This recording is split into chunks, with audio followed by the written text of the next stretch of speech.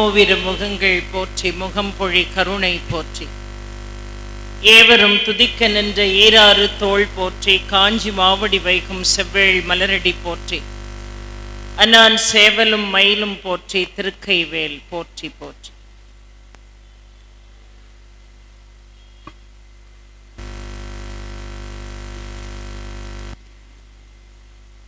போற்றுதலுக்கும் மிகுந்த பெருமைக்குரிய அறந்தாங்கி கம்பன் கழகத்தினுடைய 2ஆம் ஆண்டு விழாவை மிக சீரோடும் சிறப்போடும் புனிதத்துவத்தோடும் ஏற்பாடு செய்து நடத்தி கொண்டிருக்கக்கூடிய அறந்தாங்கி கம்பன் கழகத்தை சார்ந்த சான்றோர் பெருமக்களே, தலைவர் மரியாதைக்கும் வணக்கத்திற்கும் பாராட்டுதலுக்கும் உரிய ஐயா புலவர் திரு நா. சிவஞானம் அவர்களே, துணைத் தலைவர் ஐயா பஞ்சநாதன் அவர்களே, செயலாளர் திரு முத்துவேல் அவர்களே, துணை செயலாளர் திரு மணிகண்டன் அவர்களே, பொருளாளர் திரு வீரமா காளியப்பன் அவர்களே, ஆலோசகர்கள் திரு தர்ம ரங்கராஜு அவர்களே, திரு தட்சிணாமூர்த்தி அவர்களே, திரு ஐயாக்கண் அவர்களே, அன்பு சகோதரர் திரு காமராஜ் அவர்களே, திரு இளங்கோவன் அவர்களே, உறுப்பினர்கள் திரு அமிர்தவேல் அவர்களே, திருமதி கலைச்செல்வி அவர்களே, திருமதி கமலவள்ளி அவர்களே, திருமதி தமிழரசி அவர்களே, திரு பூபதி அவர்களே, திரு சத்தியமூர்த்தி அவர்களே, திரு காசிநாதன் அவர்களே, திரு விஜயா துரைராஜ் அவர்களே, திரு இம்பாலா ரவி அவர்களே, மிகுந்த அன்போடும் பாசத்தோடும் இங்கே வருகை தந்து பொன்னாடை போர்த்தி கௌரவித்த அத்துணை அன்பர்களே, நண்பர்களே, நல்ல ஒலி ஒளி அமைப்பை தந்து கொண்டிருக்கக்கூடிய அன்பு சகோதரர்களே, இந்த அருமையான அறந்தாங்கி கம்பன் கழகத்திற்கு நான் வருவதற்கு காரணகர்த்தாவாக விளங்கிய புதுக்கோட்டை கம்பன் கழகத்தினுடைய செயலாளர், எனது அன்பிற்கும் பாராட்டுதலுக்கும் என்றென்றும் என் உள்ளத்திலே நீங்காத இடத்தை பிடித்திருக்கக்கூடிய திருமதி பாரதி அவர்களே,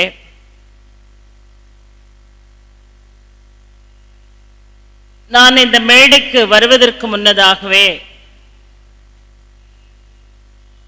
என்னை மிக அன்போடு தேடி வந்து என்னை மிக அருமையாக அன்பை பகிர்ந்து கொண்ட மரியாதைக்கும் வணக்கத்திற்கும் பாராட்டுதலுக்கும் உரிய அம்மா திருமதி சுகன்யா அவர்களே, இங்கே திரளாக வருகை தந்திருக்கின்ற பெரியோர்களே, தாய்மார்களே, இளைஞர்களே, சின்னஞ்சிறார்களே, உங்கள் அத்துணை பேருக்கும் முதற்கண்ணினுடைய பணிவான வணக்கத்தை தெரிவித்துக் கொள்கிறேன்.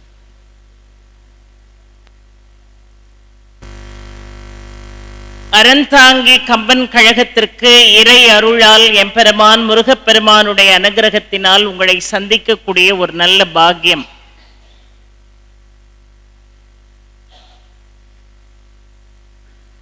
இது ஒரு சாதாரணமான விழா அல்ல.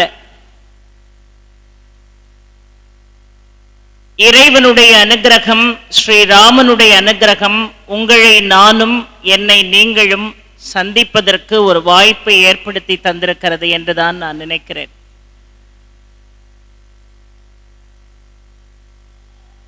அருமைக்கும் பாராட்டுதலுக்கும் உரிய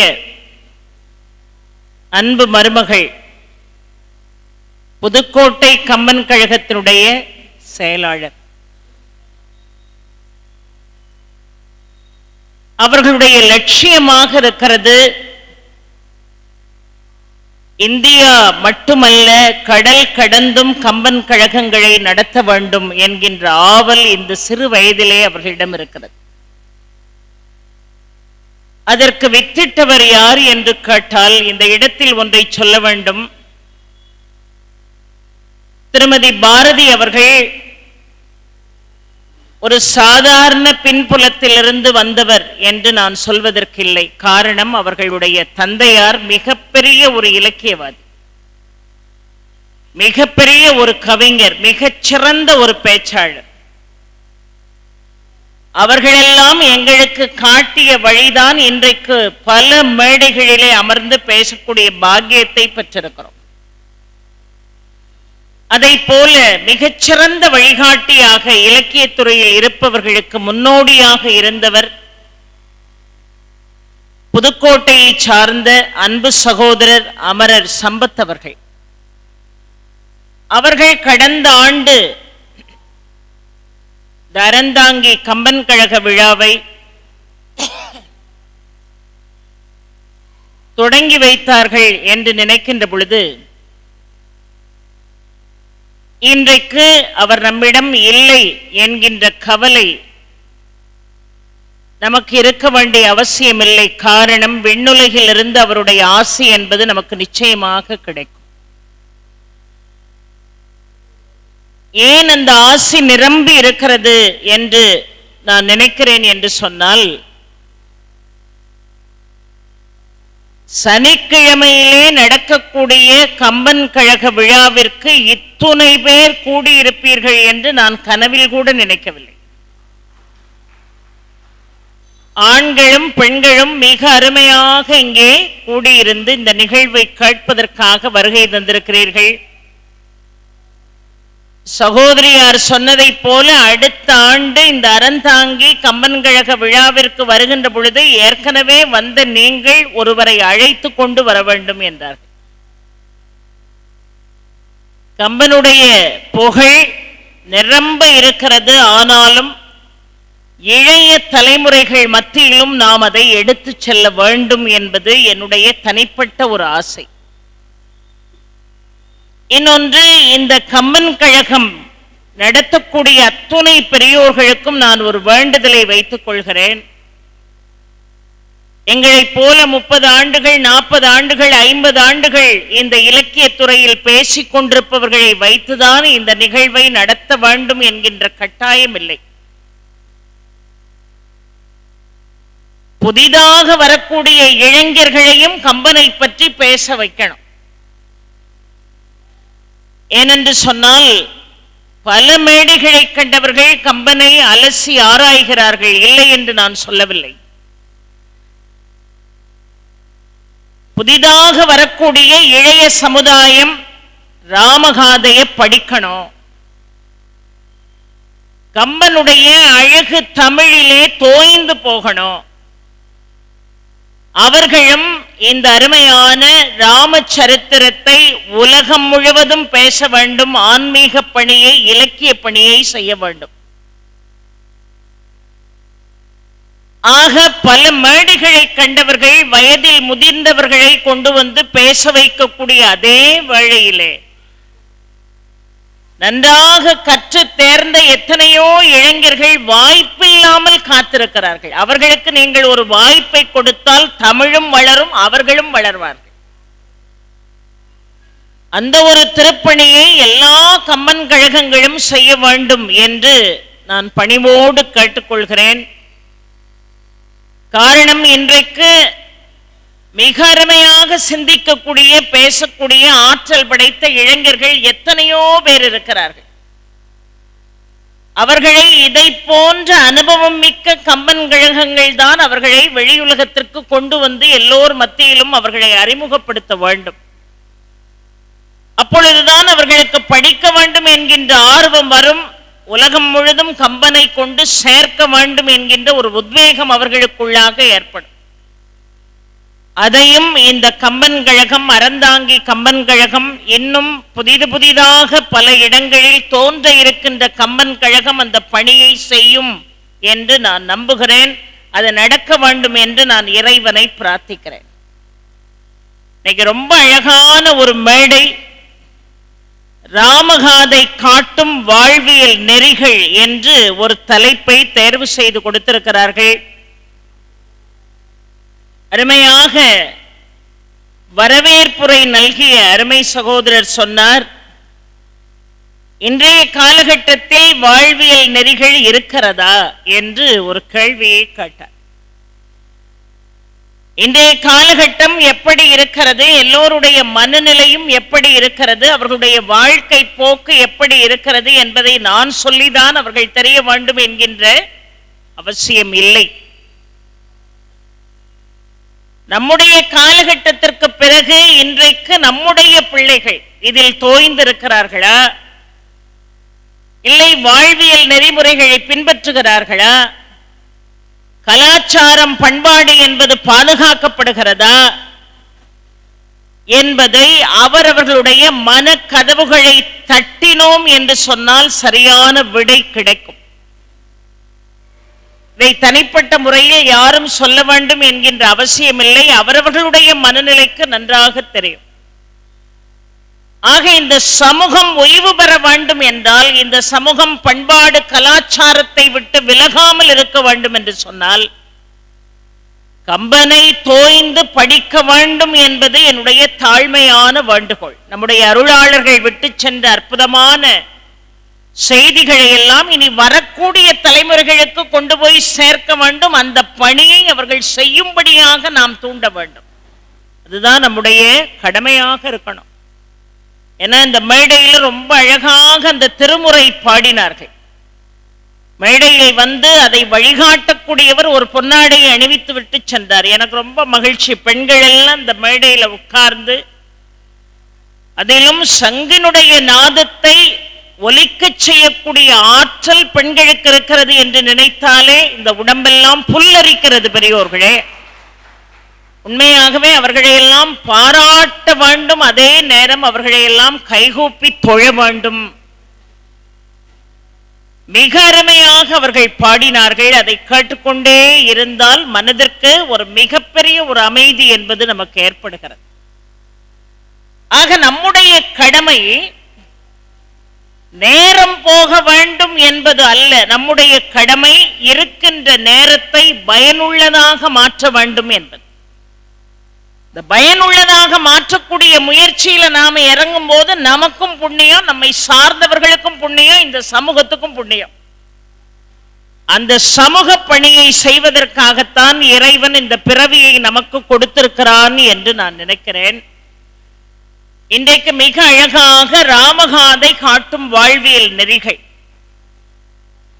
இதை சிந்திக்கின்ற பொழுது கம்பனுக்கு மட்டுமல்ல, இதனுடைய மூலத்தை இந்த மண்ணுக்கு விட்டு சென்ற வான்மீகிக்கும் ஒரு வணக்கத்தை சொல்லத்தான் வேண்டும். காரணம், கவி சக்கரவர்த்தி கம்பனே வால்மீகியை பல இடங்களிலே என்ன செய்கிறான்? பாராட்டுகின்றான், வணங்குகின்றான், போற்றுகின்றான். அந்த ஆணி வேரை மறப்பதற்கு இல்லை.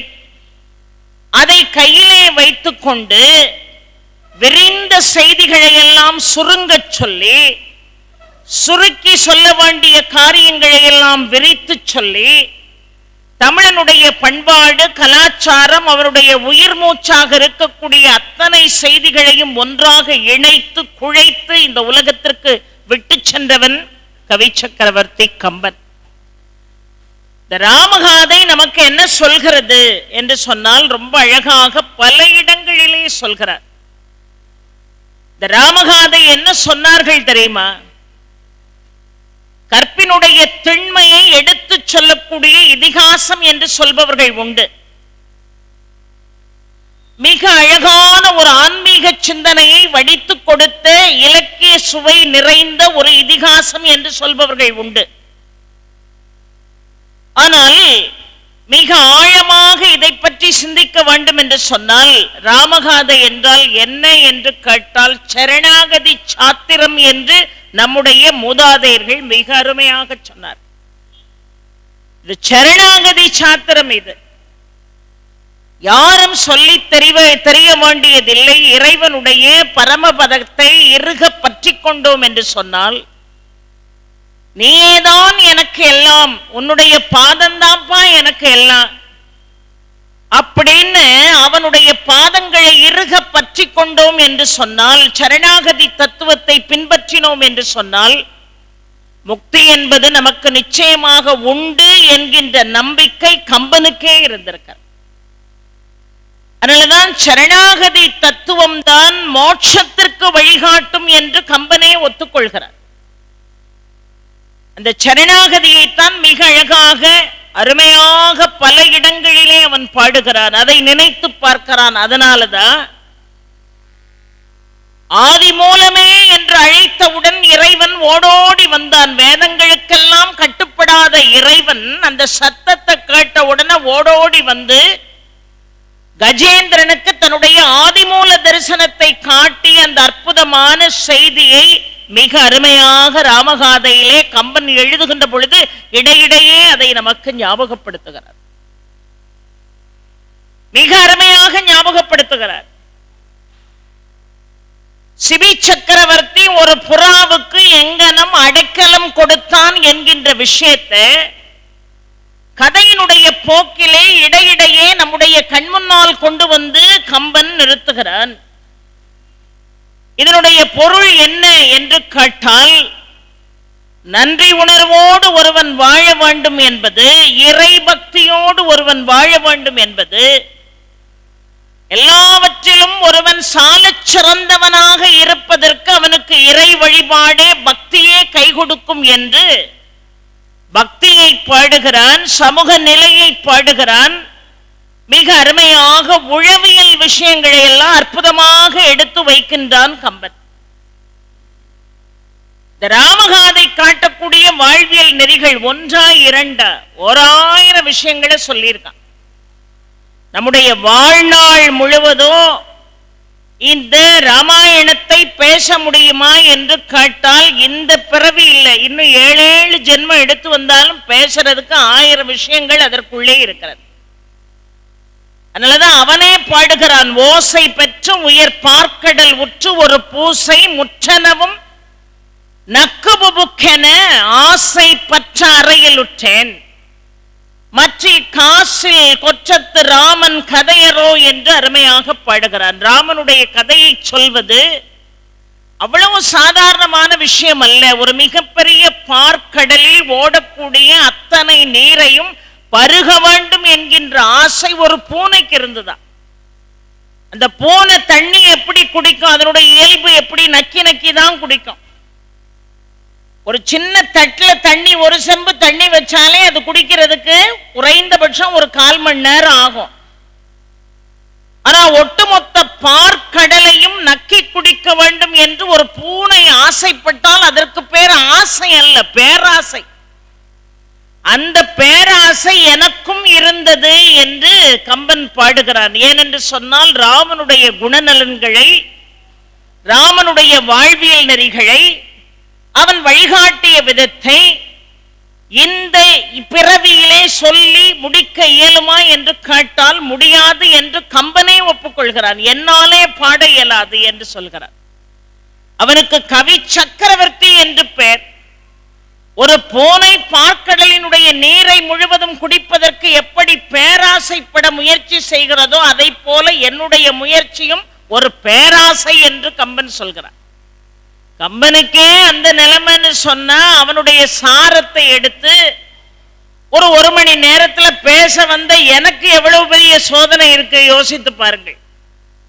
ஏன்னா அது மிகப்பெரிய பார்க்கடல். ராமகாதை என்பது மிகப்பெரிய பார்க்கடல்.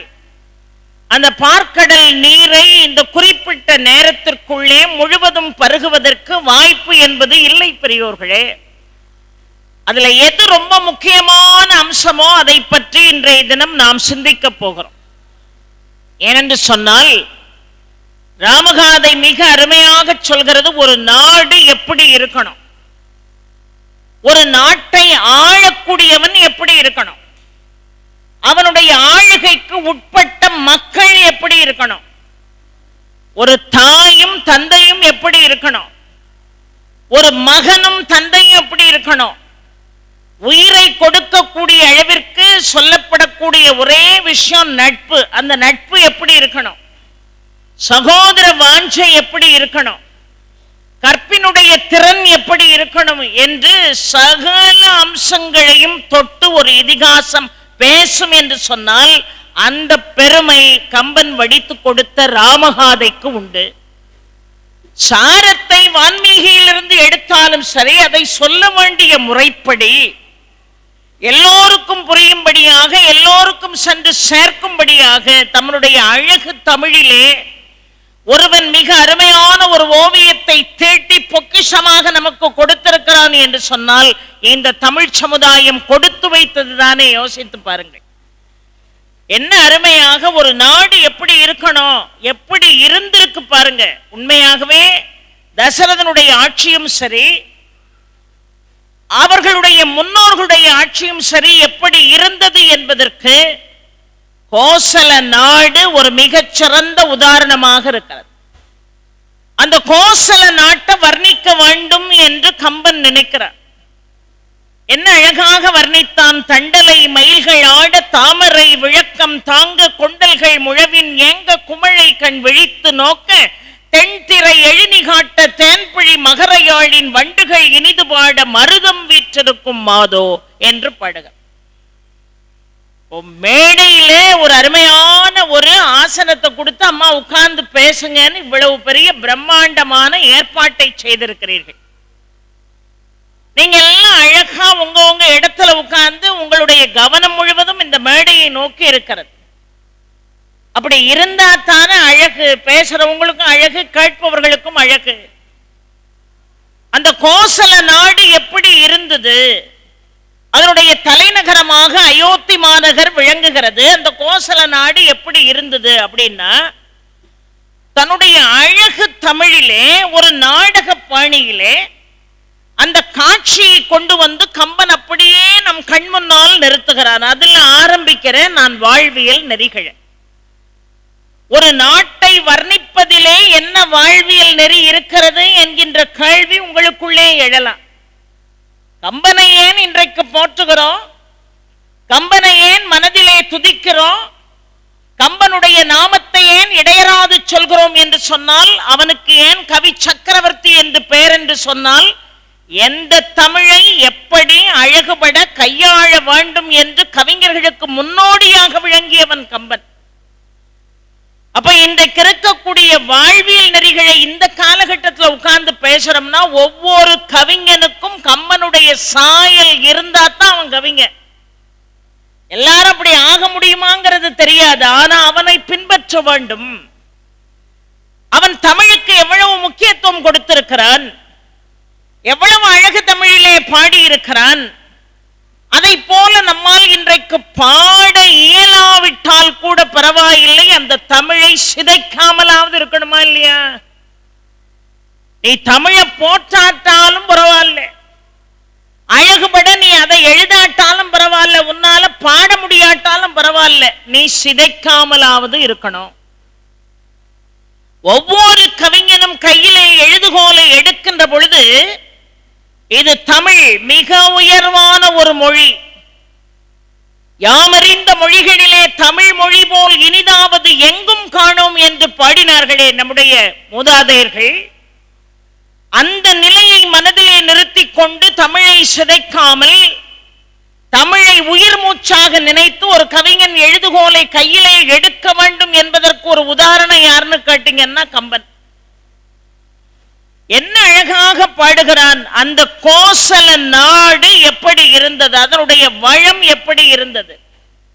வளத்தை பாடுகின்ற வேளையிலே தமிழினுடைய வளமையும் சேர்த்து பாடுகிறான் கம்பன். தண்டலை மயில்கள் ஆட தாமரை விளக்கம் தாங்க கொண்டல்கள் முழவின் ஏங்க குவளை கண் விழித்து நோக்க தென்திரை எழினி காட்ட தேன்பிழி மகரையாழின் வண்டுகள் இனிது பாட மருதம் வீற்றிருக்கும் மாதோ. அதை பல பேர் மருத வேந்தன் அந்த அரியாசனத்தில் அமர்ந்திருக்கிறான் என்று பாடுகிறார்கள். ஆனா ஆசா ஞான சம்பந்தம் அவர்கள் அந்த அருமையான மருத நில நாச்சி அந்த அரியாசனத்திலே அமர்ந்திருக்கிறாள் என்று கற்பனை செய்கிறார். மருத நில மன்னன் அரியாசனத்தில் அமர்ந்திருப்பது போல பல பேர் கற்பனை செய்கிறார்கள். மருத நிலத்திலே ஆட்சி செய்யக்கூடிய பெண் அரசி நாச்சி அமர்ந்திருக்கிறாள் என்று ஆசா ஞான சம்பந்தம் அவர்கள் கற்பனை செய்கிறார். ஆக ஒரு மன்னனோ இல்லை அந்த நாட்டை ஆளக்கூடிய அரசாட்சி செய்யக்கூடிய ஒரு அரசியோ அமர்ந்திருக்கிறாளா. ஒரு மிகப்பெரிய சிம்மாசனம், ஒரு மிகப்பெரிய அரியாசனம், அதில் அவள் அமர்ந்திருக்கிறாள். அந்த காட்சியை என்ன அழகா அந்த நாட்டினுடைய வளத்தை பசுமையை பாடுகின்ற பொழுது தண்டலை மயில்கள் ஆட. மயில்கள் எப்ப ஆடும்? மழை வருகிறது என்று சொன்னால் மயில்கள் ஆடும். தாமரை விளக்கம் தாங்க கொண்டல்கள் முழவின் ஏங்க, கரு மேகங்கள் வானத்திலே இடி என மழையை பொழிவதற்காக காத்து கொண்டிருக்கிறதா. அந்த நிலையிலே இந்த மயில்கள் எல்லாம் தோகையை விரித்து ஆடுகிறதா. இந்த இடத்துல ஒண்ணு கவனிக்கணும், தண்டலை மயில்கள் ஆட தாமரை விளக்கம் தாங்க. தாமரை எப்பொழுதுமே காலை நேரத்தில தான் மிக அருமையாக அஞ்சலர்ந்த தாமரை மலர்ந்திருக்கும். ஆனா குவளை மலர்கள் மாலை பொழுதிலே தான் மலரும். காலை பொழுதிலே குவளை மலர்கள் மலர்வது இல்லை.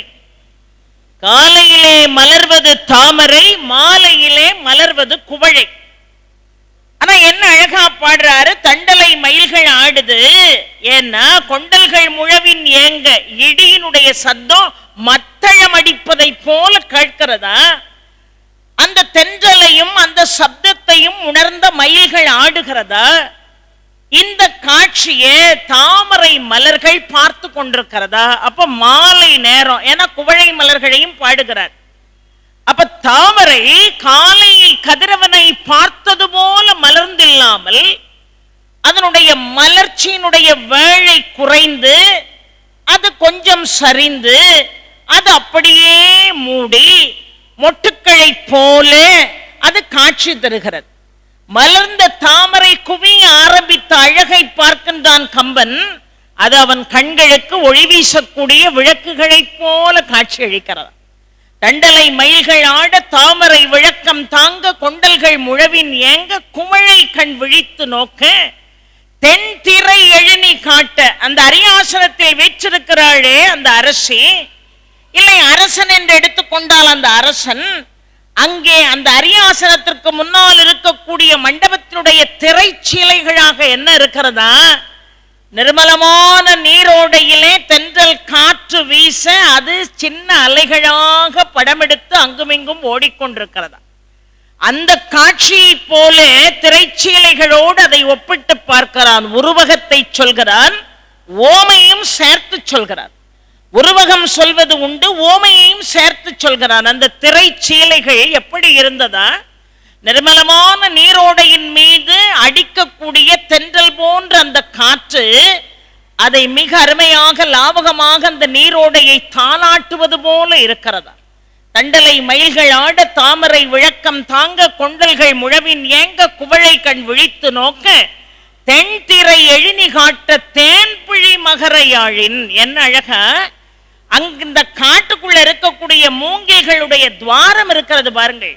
அந்த துவாரத்துக்குள்ளே வண்டுகள் நுழைந்து ஒரு துவாரத்திலிருந்து இன்னொரு துவாரத்திற்குள்ளே செல்லுகின்ற பொழுது அந்த வண்டுகளுடைய இசை எப்படி இருந்ததா, யாழை மீட்டினால் எவ்வளவு தேனை விட இனிமையாக இருக்குமோ அதை போல யாழினுடைய இசைக்கு இணையான வண்டுகளுடைய ரீங்காரம் அங்கே தென்படுகிறது என்று பாடுகிறான். தண்டலை மயில்கள் ஆட தாமரை விளக்கம் தாங்க கொண்டல்கள் முழவின் ஏங்க குமழை கண் விழித்து நோக்க தென்திரை எழுநி காட்ட தேன்புழி மகரையாளின் வண்டுகள் இனிது பாட மருதம் வீற்றிருக்கும் மாதோன்னா. ஒரு தேசத்தினுடைய ஒரு நாட்டினுடைய அழகை கற்பனையால் சொல்லக்கூடியவன் அல்ல, உண்மையாகவே இருந்த சம்பவத்தை தன்னுடைய அழகு கவிதையின் வாயிலாக கற்பனை திறத்தின் வாயிலாக அழகுபட பாடுகிறான் கம்பன். இது ஒவ்வொரு கவிஞனுக்கும் முன்னோடியாக அவன் விளங்கி இருக்கிறான் என்பதை இன்றைக்கு இருக்கக்கூடிய இளைய தலைமுறைகள் கையில எழுதுகோல் எடுத்து எழுதுறவெல்லாம் கவிஞன் இல்லை. கையில எழுதுகோல் எடுத்து தான் சிந்திக்கிறதெல்லாம் எழுதுறவன் கவிஞன் இல்லை. எதை எழுத வேண்டும், எது இந்த சமூகத்துக்கு பயன்படும், எது தமிழை பாதுகாக்கும், எது தமிழை காப்பாற்றும், எது தாய் தமிழை வாழ வைக்கும், இந்த மொழி மற்ற மொழிக்கு முன்னோடியாக எப்படி இருக்கும்னு உணர்ந்து ஒருத்தன் கவிதை எழுதினாத்தான் அவன் கவிஞர். அப்படி அருமையாக கவிஞர் சமுதாயத்திற்கு வழிகாட்டியவனாக கம்பன் இருக்கிறான். ஆக ராமகாதை காட்டக்கூடிய வாழ்வியல் நெறி என்று வருகின்ற பொழுது எழுதுகோலை எடுத்து எழுத ஒருவன் ஆரம்பிக்கின்றான் என்று சொன்னாலே அதில் கற்பனை இருக்கலாம், கவித்துவம் இருக்கலாம். ஆனா அதே நேரம் அதற்குள்ளே கண்ணியமும் இருக்க வேண்டும் என்று காட்டியவன் கம்பன். ரொம்ப அழகா அந்த நாட்டை, கோசல நாட்டை வர்ணிக்க. வன்மை இல்லை ஒரு வறுமையின்மையால், திண்மை இல்லை நேர் செருநறியின்மையால், உண்மையிலே பொய் உரை இல்லாமையால், வெண்மையிலே ஒரு வேள்வி மேவலால் என்று ஒரு அருமையான ஒரு பாடலை கோசல நாட்டை பற்றி எழுதும் போது எழுதுறார். அந்த நாட்டில் கொடையினுடைய திறன் வெளிப்படவே இல்லை. காரணம், அங்க யாருமே வறுமையில இல்லை. இப்போ ஒரு 100 பேர்ல 90 பேர் செல்வந்தர்களாக இருந்து ஒரு 10 பேராவது வறுமையில வாடினாத்தான வறுமன்னா என்னன்னு தெரியும், செல்வ செழிப்புன்னா என்னன்னு தெரியும். எல்லாருமே செல்வ செழிப்பாக இருந்தார்கள் என்று சொன்னால் வறுமையா அது எப்படி இருக்கும் அப்படின்னு தானே கேட்போம். இந்த மண்டபத்தில் 1000 பேர் உட்கார்ந்து இருக்கீங்கன்னா 1000 பேருக்கும் 1000 நாளும் வயிறு 3 வேளையும் நிரம்பி இருக்கு. பசினா என்னன்னு தானே கேட்பீங்க. எப்பொழுதுமே வயிறு நிரம்பியே இருக்கு, பசியா அது எப்படி இருக்கும், அதனுடைய சாயல் என்னவா இருக்கும் தானே கேட்போம். நமக்கு யாருக்குமே தாகம் இல்லை. தாகம்னா இதுவரைக்கும் என்னன்னே உணரல. யாரோ ஒருவர் ஓடி வந்து ஐயோ தாகம் தாங்க முடியல, தாக சாந்திக்கு கொஞ்சம் தண்ணி குடிங்கன்னா இவன் என்ன சொல்றான், தாகம்னா என்னன்னு கேட்போமா கேட்க மாட்டோமா? அதை போல அந்த நாட்டில் கொடை செய்ய வேண்டிய அவசியமே இல்லை. ஏன்னா அங்க வறுமையே இல்லை, எல்லாரும் செல்வந்தர்களாக இருக்கிறார். என்கிட்டையும் 1000 கோடி இருக்கு, உங்ககிட்டையும் 1000 கோடி இருக்கு. அப்புறம் நம்ம யாருக்கு கொடுக்கறது, வாங்குறதுக்கு யார் இருக்க போறாங்க? வன்மை இல்லை ஒரு வறுமையின்மையால் ஒரு நாடு எப்படி இருக்கணுங்கிறதுக்கு இது ஒரு உதாரணம். உண்மை இல்லை நேர் செருநறியின்மையால், திண்மை இல்லை நேர் செருநறியின்மையால் அந்த நாட்டில் யாரு தன்னுடைய வீரத்தை காட்டணும்னு நினைச்சாலும் அதுக்கு வாய்ப்பே இல்லை. ஏன்னா எல்லாருமே தோல் வலிமை பொருந்தியவர்களாக இருக்கிறார்கள். யார்கிட்ட போய் வீரத்தை காட்டுறது?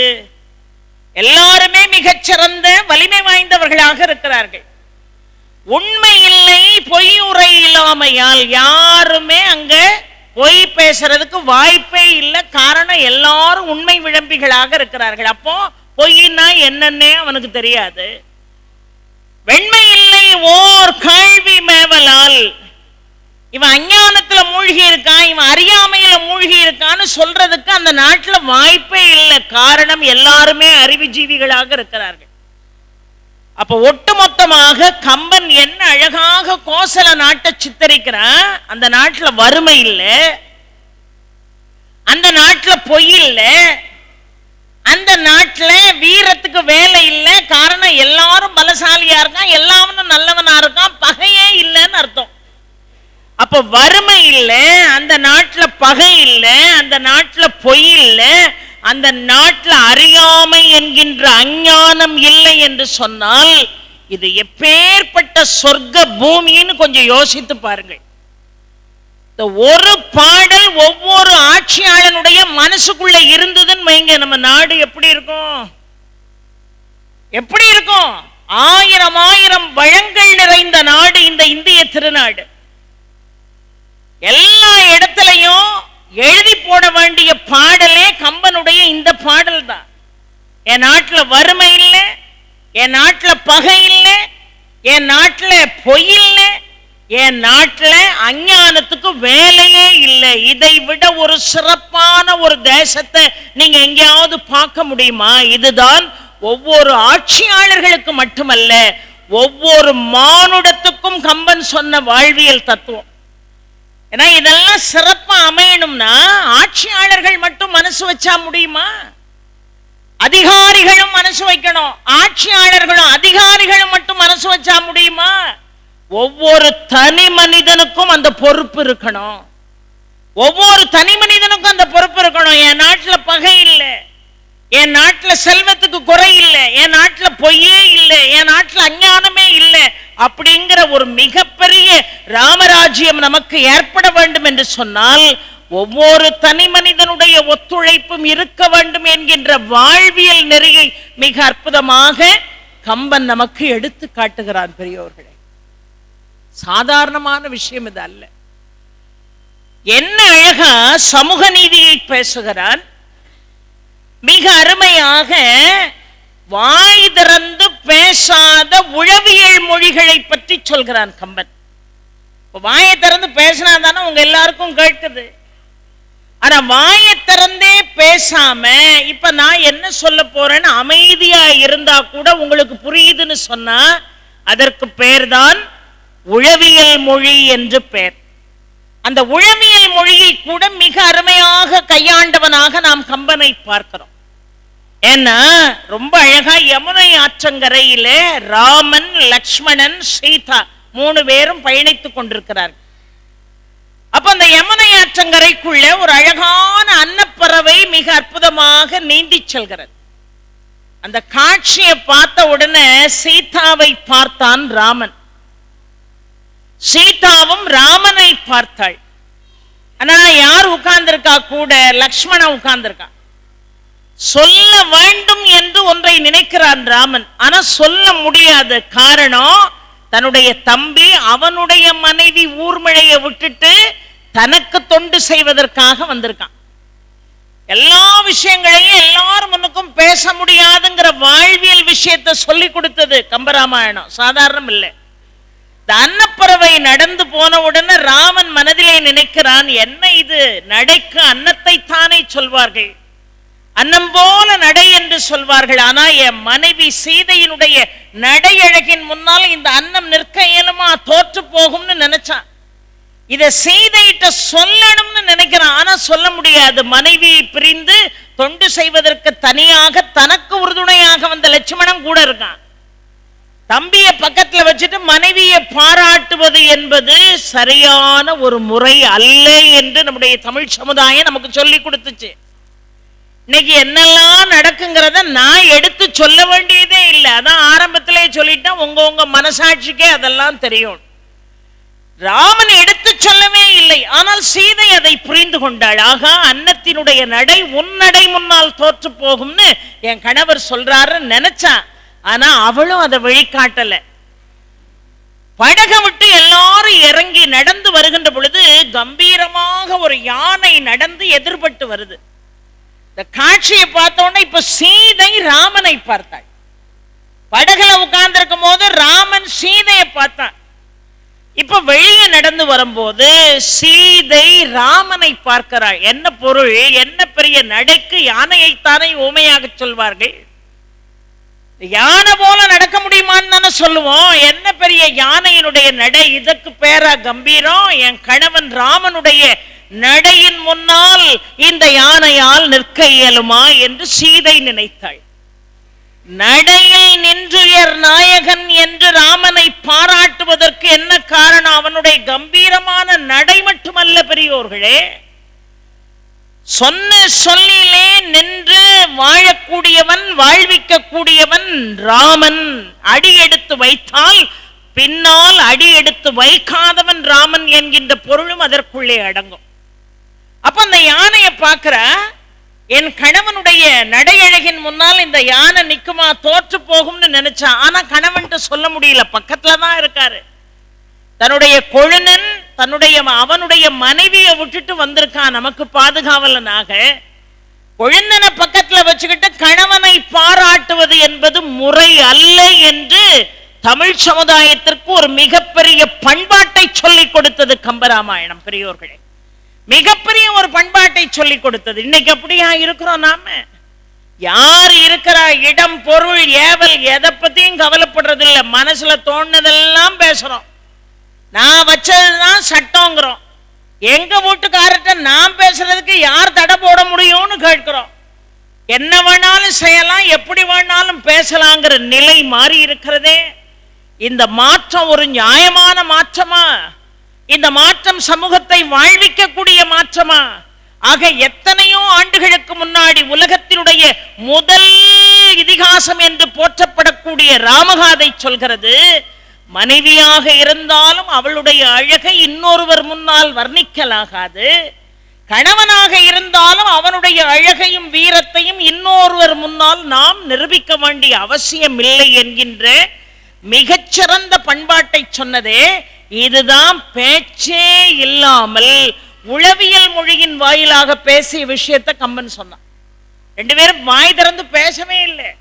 ஆனா ராமன் என்ன சொல்ல வந்தான் என்று சீதைக்கு புரிந்து கொண்டது, சீதை என்ன சொல்ல வந்தாள் என்பது ராமனுக்கு புரிந்தது. நிறைய குடும்பத்துல இது இருக்கும். காலையில வீட்டுக்காரர் ஆபீஸுக்கு புறப்படுவார், அம்மா எனக்கு ட்ரெஸ் எல்லாம் எடுத்து வச்சிருப்பார். கரெக்டா நம்ம ப்ளூ கலர் பேண்ட்டும் ஒயிட் கலர் ஷர்ட்டும் எடுத்துக்கொண்டு வைக்கும். அவர் சொல்லுவார், அம்மா இன்னைக்கு ப்ளூ ஷர்ட்டும் ப்ளூ கலர் பேண்ட்டும் ஒயிட் ஷர்ட்டும் தான் போட்டுட்டு போகணும்னு நினைச்சேன். நான் நினைச்சது உனக்கு எப்படி தெரிஞ்சது, சரியா எடுத்து வச்சிருக்கேன்னு சொல்லக்கூடிய வீடுகளும் உண்டு. சில வீட்டில் அவர் ப்ளூ கலர் சட்டை போடணும்னு நினைச்சிருப்பார், நம்ம அம்மா பச்சை கலர் சட்டையை எடுத்துக்கொண்டு வைக்கும். நான் இன்னைக்கு ப்ளூ போட்டுட்டு போலான்னு நினைச்சேன், போதும் போதும் ஒரு லட்சணத்துக்கு இதுவே போதும், இதுவே ரொம்ப அதிகம், போட்டுட்டு வேலையை பார்க்க கிளம்பும் அப்படின்னு சொல்றமே. நான் என்ன பேசணுங்கிறத நீ நினைக்கணும், நீ என்ன பேசணுங்கிறத நான் நினைக்கணும். அதுதான் சிறந்த இல்லறம் என்று நமக்கு மிக அருமையாக வழிகாட்டியது. ஒரு கணவன் மனைவி எப்படி இருக்கணும், ஒரு தாய் தந்தை உறவு எப்படி இருக்கணும், ஒரு மகன் தந்தை உறவு எப்படி இருக்கணும், ஒரு நட்பு எப்படி இருக்கணும், ஒரு நண்பன் எப்படி இருக்கணும், எல்லாவற்றையும் அக்குமேராக ஆணிவேர் முதல் கொண்டு அலசி ஆராய்ந்த ஒரு இதிகாசம் உண்டு என்று சொன்னால் அது கம்பனுடைய இதிகாசம். கம்ப ராமாயணம் என்று சொல்கிறோம். ராமாயணம், ராமனுடைய வழியிலே நின்று நடந்தோம் என்று சொன்னால், நடையில் நின்றுயர் நாயகனை பின்பற்றினோம் என்று சொன்னால் நம்முடைய வாழ்க்கை எவ்வளவு செழுமையாகும் என்பதை மிக அருமையாக எடுத்து சொன்னார். அது மட்டும் இல்லைங்க, ஆரம்பமே எப்படி ஆரம்பிக்க, ராமனுக்கு தான் பட்டாபிஷேகம் செய்யணும்னு முடிவு செய்தார்கள். ஆனா அது ஏதோ ஒரு சூழ்நிலையில கூனியினுடைய சூழ்ச்சியால கைகையினுடைய மனம் மாற்றப்பட்டு அது நின்று போது. வாழ்க்கையில தனக்கு அரசாட்சி என்று சொல்லும் போது ராமனுடைய மனநிலை ஒன்று போல் தான் இருந்தது. முடிசூட்டு விழா உனக்கு இல்லை, நீ காட்டுக்கு போனோம் அப்படின்னு சொல்லும் போது கூட அவன் என்ன நினைச்சான், ராமன் ஆகா மிகப்பெரிய அரச பாரத்திலிருந்து நம்மை விடுவித்து காத்தவள் என் தெய்வத்தன்மை வாய்ந்த கைகேயின்னு நினைச்சான்.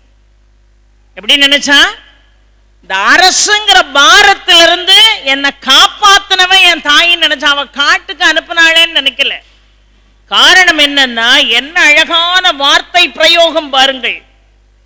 காட்டுக்கு போகணும்னு முடிவு பண்ண உடனே இப்போ கைகை என்ன அழகாக சொல்கிறாள் ராமனிடம், ஆழிசூழ் உலகமெல்லாம் பரதனே ஆழ நீ போய் தாழிருஞ்சடைகள் தாங்கி தாங்க அருந்தவம் மேற்கொண்டு பூழி வெங்கானம் நன்னி புண்ணிய துறைகள் ஆடி 7 ஆண்டின் வா என்று எம்பினன் அரசன் என்றாள். அப்பான்னு சொல்லல, உங்க அப்பா சொன்னாரு நீ 14 வருஷம் காட்டுக்கு போகணுமா, உங்க அப்பா சொன்னாருன்னு சொல்லல. எந்த சூழ்நிலையிலையும் போட்ட கட்டளையே ராமன் மீற போறதே இல்லை. ஆனாலும் உலக வழக்கம், அப்பா நமக்கு ஒரு ஆர்டர் போடுறாருன்னு வைங்களேன், அப்பாட்ட போய் என்னப்பா உங்க திட்டத்தை கொஞ்சம் மாத்திக்கிடப்படாதா, கொஞ்சம் பிளெக்சிபிளா கொஞ்சம் இருங்களேன்னு சொல்றதுக்கு ஒரு வாய்ப்பு இருக்கு. ஆனால் அரச கட்டளை என்று சொன்னால் அதை யாருக்கும் மீறக்கூடிய அதிகாரம் என்பது இல்லை. அதை தெளிவாக அந்த இடம் காட்டுகிறது. ஆழிசூழ் உலகமெல்லாம் பரதனே ஆழ நீ போய் தாழிருஞ்சடைகள் தாங்கி தாங்க அருந்தவம் மேற்கொண்டு பூழி வெங்கானம் நன்னி புண்ணிய துறைகள் ஆடி 7 ஆண்டின் வா என்று எம்பினன் அரசன் என்றாள். தான் என்ன வரம் கேட்டாளோ அந்த வரத்தை உன்னுடைய அரசன் சொன்னா, உன்னுடைய தந்தை சொன்னார்னு அவ சொல்லல கைகை. உன்னுடைய அரசன், உன்னை ஆளக்கூடிய அரசன் சொன்னா. அப்ப என்ன அழகா சொல்றாரு பாருங்க ராமன். இது அவரே சொல்லாட்டாலும் நீ சொல்லியிருந்தாலும் நான் போவோமா, என் பின்னவன் பெற்ற செல்வம் அடியேன் பெற்றதன்றோ. இப்பணியை என் தலைமையில் கொண்டேன், மின்னொழிர் கானம் போகின்றேன், விடையும் கொண்டேன் என்று கம்பன் ஒரு அழகான ஒரு இடத்தை சொல்றான். தந்தை தான் சொல்லணுங்கிற அவசியம் இல்லை, அரசன் தான் சொல்லணுங்கிற அவசியம் இல்லை. அவர் சொன்னான்னு அவர் சொன்னதா ரெப்ரசன்ட் பண்ணி நீ என்கிட்ட சொல்லணுங்கிற அவசியம் இல்லம்மா, நீ சொன்னாலும் நான் மறுக்காம போவேன். அப்ப ஆட்சியை ஒரு பாரமாக நினைத்தான். அந்த அரியாசனம் தான் நமக்கு எல்லாம் அவன் நினைக்கல. அதை கொடுத்தாலும் என்னுடைய பணியை ஒழுங்கா செய்வேன், அதை கொடுக்காட்டாலும் என் பணியை நான் ஒழுங்கா செய்வேன்.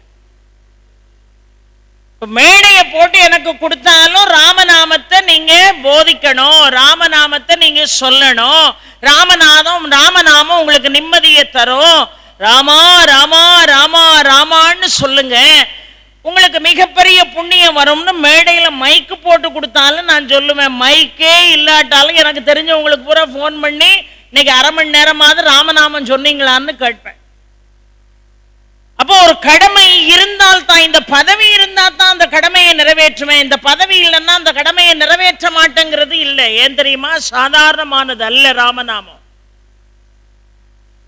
ரொம்ப மனசுக்கு துன்பமா இருந்ததுன்னு வைங்களேன், ஓரமா ஒரு அமைதியான இடத்துல போய் உட்கார்ந்து ராம ராம ராம ராம ராம ராம ராம ராமன்னு ஒரு அரை மணி நேரம் ராமனுடைய நாமத்தை உச்சரிப்பீர்களே ஆனால் உங்களுடைய துன்பங்கள் எல்லாம் மலை போல் இருந்தால் கூட பனி போல நீங்கி போகும் பெரியோர்களே.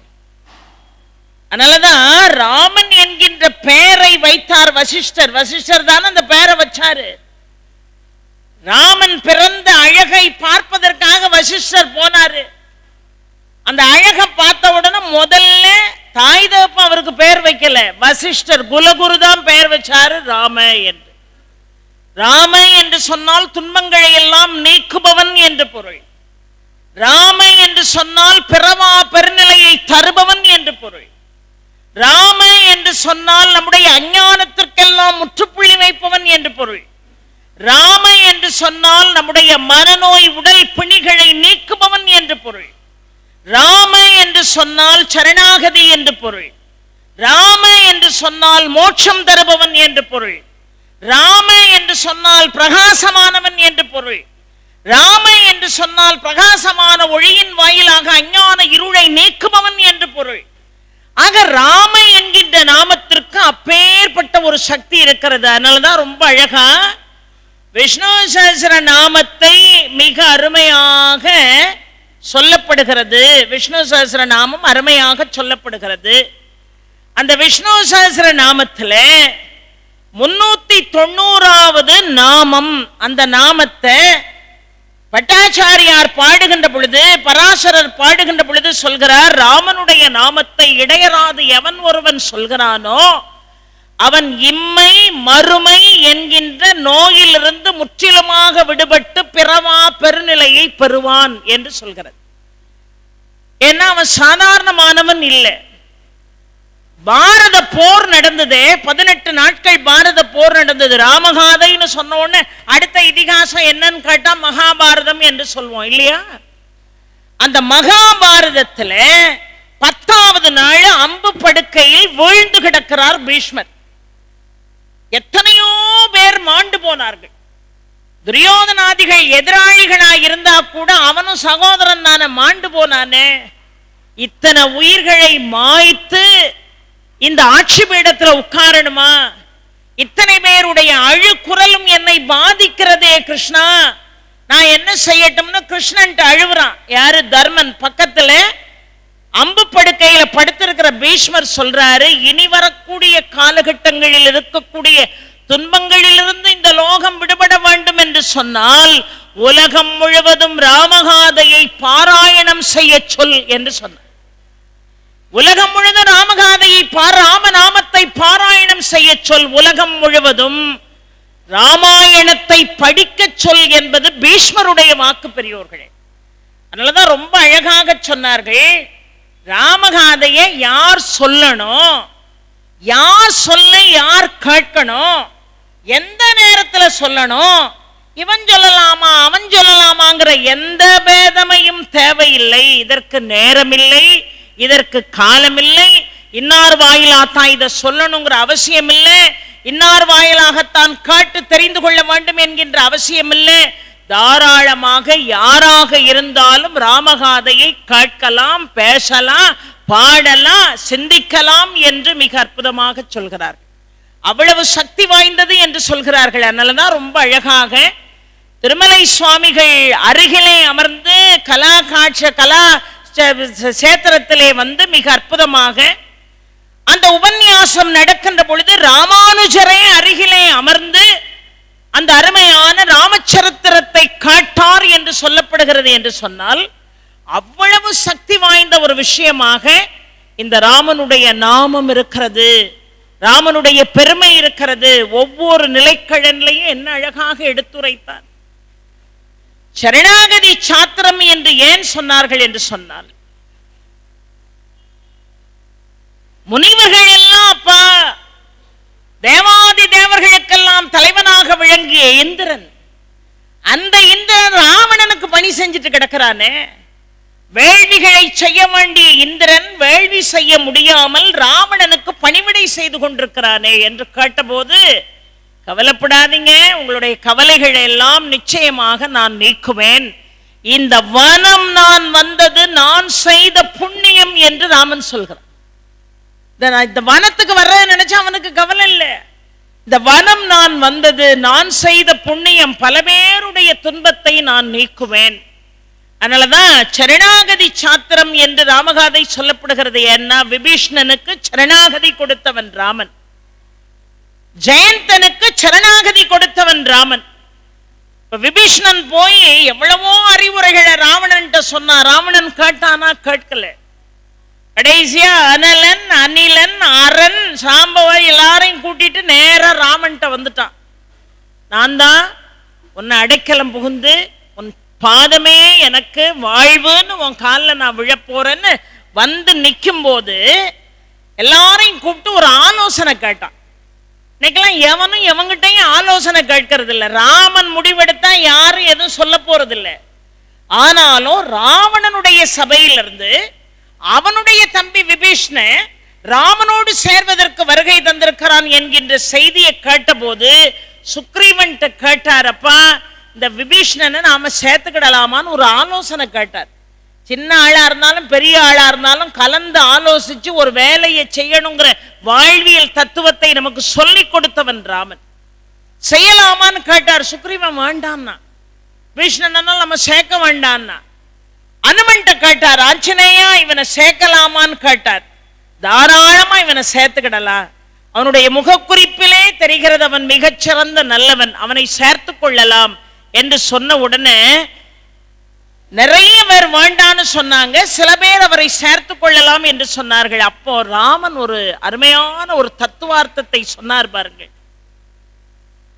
அடைக்கலம்னு ஒருத்தன் வந்துட்டா அவனை பாதுகாக்கணும், அவன் தான் நல்லவன், இல்லைன்னா அவனுக்கு கீழ்மகன் என்று பெயர்.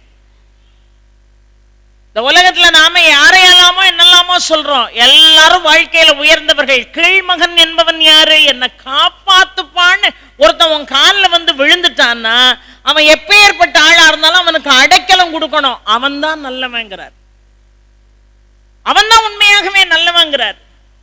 ஏன்னா ஒரு உதாரணத்தை பாருங்கள்.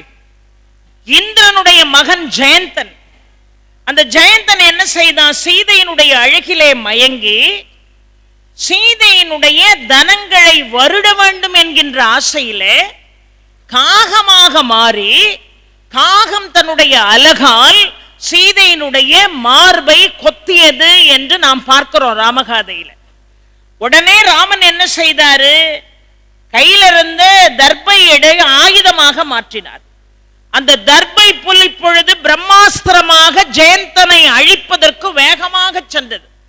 இந்த ஜெயந்த எங்கெல்லாமோ ஓடுனா, அப்பா காப்பாத்துன்னு அலறிட்டு எங்கெல்லாமோ ஓடினா, சிவபெருமான்ட்ட ஓடினான். போடா உன் புத்திக்கு தாண்டா உனக்கு இந்த நிலைமை வந்திருக்கு, போயிருன்ட்டாரு சிவன்.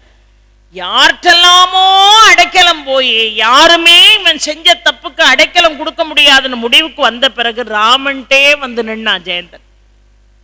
ராமன்ட்டே வந்து நின்னா. செஞ்ச துரோகம் யாருக்கு? ராமனுக்கு. ராமன்ட்டே வந்து நின்று நான் செஞ்சது தப்புதான்ப்பா, என்ன மன்னிச்சிருப்பான்னு ராமன்ட்ட சரணாகதி அடைந்தான் பாருங்கள். அடுத்த நிமிடம் ஜெயந்தனை ராமன் காப்பாற்றினார் என்று பார்க்கிறோம். அப்ப தனக்கு துரோகம் செய்தவனாக இருந்தால் கூட தன்னை தேடி வந்து ஒருவன் சரணாகதி அடைந்தான் என்று சொன்னால் வேண்டாதவனையும் காக்க வேண்டும் என்பதுதான் என்னுடைய கடமை என்று உணர்த்தியது ராமகாதை பெரியோர்களே. அதே போல விபீஷணன் வந்து நின்னா, நான் அடைக்கல பொருளா வந்திருக்கேன், நான் ராமனை சரணடைய வந்திருக்கேன். அப்ப எல்லார்ட்டையும் கேட்ட போது பாதி பேர் வேணும்னாங்க, ஆஞ்சநேயர் மாதிரி ஆளு வேணும்னாரு, பாதி பேர் வேண்டான்னாங்க. அப்ப ராமன் சொன்னார் பாருங்க ஒரு வாழ்வியல் தத்துவத்தை. ஆலகால விஷத்தை கண்டு தேவர்கள் அஞ்சு ஓடிய போது அந்த ஆலகால விஷத்தையே தான் உண்டு அத்தனை பேருக்கும் உயிர் பிச்சை கொடுத்தான சிவன். அவனை அடைக்கலம் புகுந்ததால தானே அது கிடைச்சது. ஆதி மூலமே என்னை காப்பாத்துன கஜேந்திரன் அலறிய போது வேதங்களுக்கெல்லாம் எட்டாத திருமால் ரூபம் ஓடோடி வந்து தன்னுடைய விஸ்வரூப தரிசனத்தை காட்டி கஜேந்திரனுக்கு வாழ்வு கொடுத்துச்சா இல்லையா? ராமன் சொல்றார். எல்லாவற்றையும் விட ஒரு விஷயம் சொல்றாரு பாருங்க. விருந்தோம்பல் என்கின்ற ஒரே ஒரு பண்புக்காக தன்னுடைய உயிரையே 2 புறாக்கள் அழித்து கொண்டதே, அந்த சம்பவம் உங்களுக்கு ஞாபகம் இல்லையான்னு கேட்டார். என்ன சம்பவம் பெரியவர்களே? ஒரு ஆலமரத்தில் ஒரு ஆண் புறாவும் ஒரு பெண் புறாவும் வாழ்ந்து கொண்டிருக்கிறது. காலம் முழுதும் ஆண் புறா தான் இறை தேடி கொண்டு வந்து பெண் புறாவுக்கு கொடுக்கும். ஒரு காலகட்டத்தில் ஆண் புறாவுக்கு உடல்நிலை சரியில்லை, சாப்பாடு கொண்டுட்டு வர்றதுக்கு வாய்ப்பு இல்லை. இப்ப பெண் புறா சொல்லிச்சு, இவ்வளவு நாளும் நீங்க தான் ஆகாரம் கொண்டு வந்து கொடுத்தீங்க, இன்னைக்கு உங்களுக்கு உடல்நிலை சரியில்லை, நாம் போய் ஆகாரம் எடுத்துட்டு வர. இல்லம்மா, உனக்கு வழி தெரியாது, வழித்தடங்கள் தெரியாம எங்கேயாவது தொலைஞ்சு போயிருவ, வேண்டான்னு சொன்னாரு. இல்ல, அதுக்காக நம்ம பட்டினி இருக்க முடியுமா? நான் போய் ஆகாரம் தேடிட்டு வரேன்னு பெண் புறா இப்ப கூட்ட விட்டு பறந்து போய் ஆகாரம் தேடிட்டு வரும்போது விதிவசத்தால ஒரு வேடனுடைய வலைக்குள்ளே சிக்கி கொண்டது. வேடனுடைய வலைக்குள்ளே சிக்கி கொண்டது. ஐயோ, என் கணவன் என்ன செய்வாரோ தெரியலையேன்னு வலைக்குள்ள இருந்து அழுவுறா. அந்த வேடன் வலையை சுருட்டிட்டு வந்து எந்த மரத்துல ஆண் புறா பெண் புறாவை தேடி அழுது கொண்டிருக்கிறதோ அந்த மரத்துக்கு கீழே உட்கார்ந்துருக்கான் பசியில.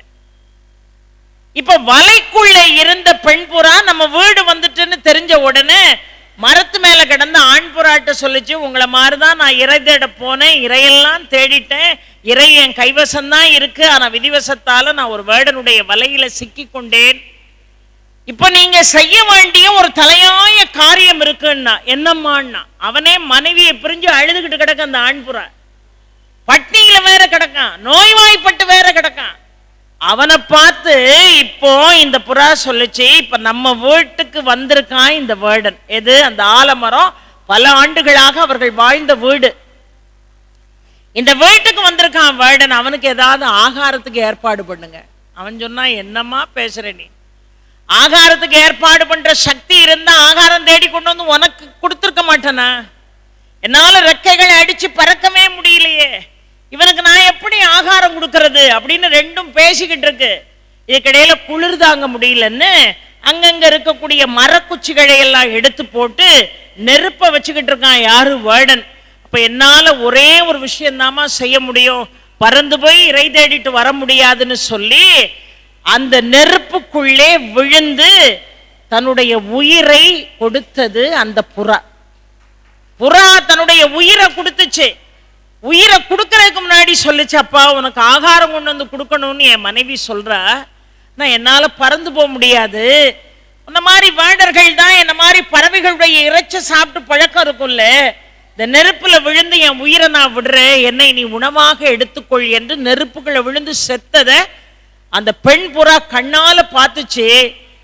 இப்படி ஒரு பறவைக்கு இவ்வளவு அறிவு இருக்கான, அந்த அறிவு 6 அறிவு படைச்ச எனக்கு இல்லையே, இனிமே வாழ்க்கையில நான் வேட்டையே ஆட மாட்டேன்னு சொல்லி அந்த வலைகளை அவிழ்த்து அந்த பறவைகளுக்கு புற விடுதலை கொடுத்தான் வேடன். அப்ப இந்த பெண் புறா பறந்து வந்து சொல்லுச்சு, இந்த நெருப்புல விழுந்து மாண்டு போனது யார் தெரியுமா? என் கணவர் தான். அவர் நோய்வாய்ப்பட்டவர், அவருக்காக தான் உணவு தேட நான் போனேன், இப்ப அவர் மாண்டு போனாரு. கணவன் இல்லாத இந்த உலகத்துல இனி நான் வாழ தகுதியற்றவள், என்னால வாழ முடியாது. அது மட்டும் இல்லை, இன்னொரு வாழ்வியல் அறத்தை சொன்னது பாருங்கள். உன்ன மாதிரி பசியில் இருக்கிறவனுக்கு ஆகாரமே கிடைக்கலன்னா பிரச்சனை இல்லை, ஆனா பாதி சாப்பிட்டு குறவயிறா இருந்தான் வைங்க, அது சரி வராது. அதனால என் கணவருடைய உடம்பு நோய்வாய்ப்பட்ட உடம்பு, உன் பசியை முழுமையா தீர்த்திருக்கிறதுக்கு வாய்ப்பு இல்லை.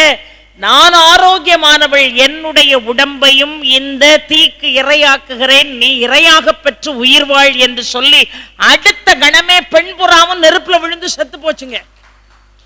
இந்த இடத்தை கம்பன் பாடுகிறான். பேடையை பிடித்து தன்னை பிடிக்க வந்தடைந்த பேதை வேடனுக்கு உதவி செய்து விறகிடை வெண்தீ மூட்டி பாடுறு பசியை நோக்கி தன்னுடல் தந்த பைம்புள் வீடு பெற்றுயர்ந்த காதை வேதத்தின் விழும்பிதன்றோன்.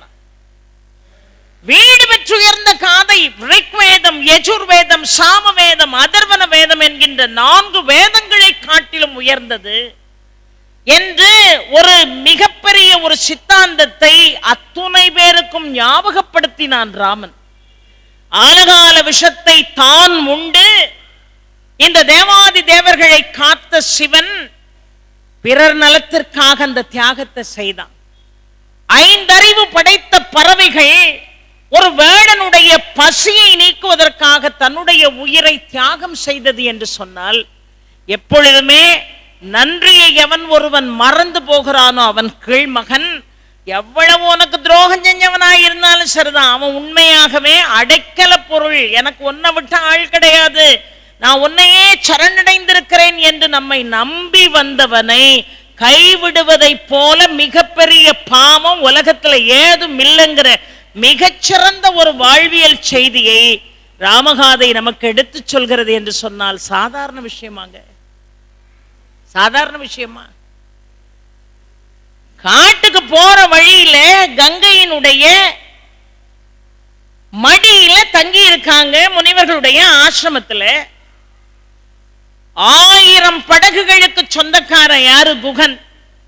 அந்த குகன் ராமனை பார்க்க வரான். ஒரு சின்ன சின்ன கேரக்டர்ல கூட மிகப்பெரிய ஒரு ஆலமரத்தினுடைய விழுதை போல செய்திகளை கொடுத்தவன் கம்பன். என்ன அழகா 1000 படகுகளுக்கு சொந்தக்காரன் அந்த குகன். ராமன் இந்த இடத்துக்கு வந்திருக்கான்னு கேள்விப்பட்டு வாரா. லக்ஷ்மணன்ட்ட உத்தரவு வாங்கிட்டு ராமனை பார்க்க வந்து நிற்கிறார். ராமனை பார்த்தவுடன் கைகூப்பி மெய் குறுகி வாய்களை பொத்தி ராமனுக்கு வணக்கம் சொல்றவன் சொல்றான், அப்பா மிகவும் பக்குவம் செய்யப்பட்ட தேனையும் மீனையும் கொண்டு வந்திருக்கேன். நம்ம நினைக்கலாம் இது ஒரு சின்ன விஷயம் தானே, இதுக்குள்ள என்ன பெரிய வாழ்வியல் முறைகள் இருக்குன்னு. தேனையும் மீனையும் கொண்டு வந்திருக்கேன்னு கொடுத்த உடனே அருகில் இருந்த முனிவர்கள் அத்துணை பேரையும் பார்த்து புன்னகைத்தான் ராமன். ராமன் புன்னகைச்சிட்டு சொன்னா, உன்னை போல உள்ளன்போட ஒரு விஷயத்தை பக்குவப்படுத்தி ஒருத்தன் கொண்டு வந்து என் கையில கொடுத்து அதை அன்பால், ஏன்னா உன் அன்பு அதுல குழைந்திருக்கு, உன் அன்பு குழைந்த அந்த பொருளை என் கையால் நான் வாங்கினாலே நான் உண்டதுக்கு சமம்னா. அரிய தாம் ஒப்ப உள்ளத்தின் அன்பினால் அமைந்த காதல் தெரிதர கொணர்த என்றால் அமிழ்தினும் சீர்த்ததன்றோ பிரிவினின் தழியி என்னின் பவித்திரம் என் மன்னோர்க்கும் இனியது யாமும் உண்டனமன்றோ என்று சொன்னான். என் மன்னோர்க்கும் இனியது என்று ராமன் சொல்கிறான் என்று சொன்னா சாதாரணமான விஷயமா? அவன் கொண்டு வந்த தேனையும் மீனையும் கையில வாங்கிட்டு அரிய தாம் ஒப்ப உள்ளத்து அன்பினால் அமைந்த காதல் தெரிதர கொணர்த என்றால் அமிழ்தினும் சீர்த்ததன்றோன். உன் அன்பை கலந்து கொண்டு வந்து கொடுத்திருக்கியப்பா, இது தேவாமிர்தத்தை விட மேலானதுங்கிறான். அரிய தாம் ஒப்ப உள்ளத்து அன்பினால் அமைந்த காதல் தெரிதர கொணர்த என்றால் அமிழ்தினும் சீர்த்ததன்றோ பிரிவினின் தழி என்னின் பவித்திரம் எம் மன்னோர்க்கும் இனிதின் நாமும் உண்டனமன்றோ. நாங்க சாப்பிடக்கூடியதுதான் சொல்லி அவன் மனசு நோகாம அதை வாங்குறான். அந்த ராமனை பார்க்கிறான். ராமனை கேள்விப்பட்ட அந்த குகன் நேரடியா பார்க்கிறான். மரவுரி தரிச்சிருக்கான். கண்கள் எல்லாம் அப்படியே சோகத்திலே ததும்புகிறது. ஏன்னு சொன்னா, ஏன் அந்த கண்கள் அப்படி இருந்ததா? அந்த கண்கள் ஏன் வாடி போய் இருந்ததா? காட்டுக்கு வந்துட்டோன்னு வாடி போய் இல்லையா. அந்த கண்கள் எப்படி வாடி இருந்தது என்று, எதற்காக வாடி இருந்தது, ராமனுடைய கண்கள் எப்பேற்பட்ட கண்கள் என்று நம்மாழ்வார் மிக அருமையாக சொல்கிறார் பாருங்கள். அந்த ராமனுடைய கண்களிலிருந்து வழியக்கூடிய கருணை என்னும் மழை இந்த உலகத்துல பிரம்மாவால் தோற்றுவிக்கப்பட்ட அத்தனை உயிரினங்கள் மீதும் படுகின்ற காரணத்தினால் கருணை வெள்ளத்தை இடையடாது பொழிந்து பொழிந்து அவனுடைய கண்கள் அப்படி காட்சி தந்தது என்று பாடுகிறார் நம்மாழ்வார். என்று சொன்னால் சாதாரணமானவன் அல்ல ராமன். என்ன அருமையான ஒரு அற்புதமான ஒரு இதிகாசம். இதெல்லாம் கேட்கிறதுக்கே நம்ம புண்ணியம் செஞ்சிருக்கணும். பேசுறதுக்கு ஒருத்தருக்கு புண்ணியம் இருந்திருக்கணும். பூர்வ ஜென்ம புண்ணியம் இருந்தா தான் இதெல்லாம் பேச முடியும். கேட்பதற்கும் ஒரு புண்ணியம் இருந்தா தான் இதெல்லாம் என்ன செய்ய முடியும், கேட்க முடியும். அப்பேற்பட்ட ஒரு அற்புதமான ஒரு விஷயம். அவரை பார்க்கிறான் ராமனை, அவனுடைய கண்களை பார்க்கிறான், மரவுரி தரித்த கோலத்தை பார்க்கிறான். அரசாட்சியில் இருக்க வேண்டியவன் இந்த காட்டுக்குள்ள வந்து கிடக்கிறானேங்கிற நிலைமையை பார்க்கிறான். அந்த இடத்துல கம்பன் எழுதினார் பாருங்க, குகன் வாயிலாக என்ன அழகாக கார்குலாம் நிறத்தான் கூற காதலன் உணர்த்துவான் இப்பார்குலாம் செல்வம் நின்னை இங்க நம் பார்த்த கண்ணை ஈர்க்கிலா கழ்வனேயான் இன்னலின் இருக்கை நோக்கி தீர்க்கிலேன் ஆனதைய செய்குவன் அடிமை என்றான் என்று கம்பன் பாடுகிறான். கார்குலாம் நிறத்தான் கூற காதலன் உணர்த்துவான் இப்பார்குலாம் செல்வம் நின்னை. இந்த உலகமே நீதான். இந்த உலகத்து முழுதும் செல்வத்தை நிறைச்சு வச்சிருந்தான் வைங்க, அது உனக்கு மட்டும்தான் சமம். இந்த பாரினுடைய செல்வம் நீ, இந்த மண்ணுலகத்தினுடைய செல்வம் நீ, இந்த விண்ணுலகத்தினுடைய செல்வம் நீ, எல்லாத்துக்கும் முதன்மையானவன் நீ. உன்னை இப்பேற்பட்ட ஒரு கோலத்துல நான் பார்த்துக்கிட்டு இதுவரைக்கும் என் கண்ணை வச்சுக்கிட்டு நான் இருந்தா நான் எவ்வளவு பெரிய பாவி. இப்பேற்பட்ட கொடிய காட்சியை நான் பார்க்கறத விட என் கைகளை கொண்டு என்னுடைய 2 கண்களையும் நான் பிடுங்கிற மாட்டேனான்னு குகன் ஒரு சாதாரண ஒரு கேரக்டர் அவன் நினைக்கும்படியாக கம்பன் மிக அழகாக அந்த காப்பியத்தை செதுக்குகிறார். கார்குலாம் நிறத்தான் கூற காதலன் உணர்த்துவான் இப்பார்குலாம் செல்வம் நின்னை இங்க நம் பார்த்த கண்ணை ஈர்க்கிலா கழ்வனேயான் இன்னலின் இருக்கை நோக்கி தீர்க்கிலேன் ஆனது ஐய செய்குவன் அடிமை என்றான். எப்பேற்பட்ட காப்பியங்க. அதனாலதான் குகனை சந்தித்தவன், சுக்ரீவனை சந்தித்தவன், விபீஷ்ணனை சந்தித்தவன் ஒரு அழகான வாழ்வியல் தத்துவத்தை சொன்னான். குகனோடும் 5 முன்பு பின்பு குன்று சொல்வான் மகனோடும் 60 எம்முழை அன்பின் வந்த அகனமர் காதலைய நின்னோடும் 70 புகழருங்கானம் தந்து புதல்வராய் பொலிந்தான் நுந்தை. நான் காட்டுக்கு வந்ததுல எவ்வளவு சந்தோஷப்படுறேன் தெரியுமா.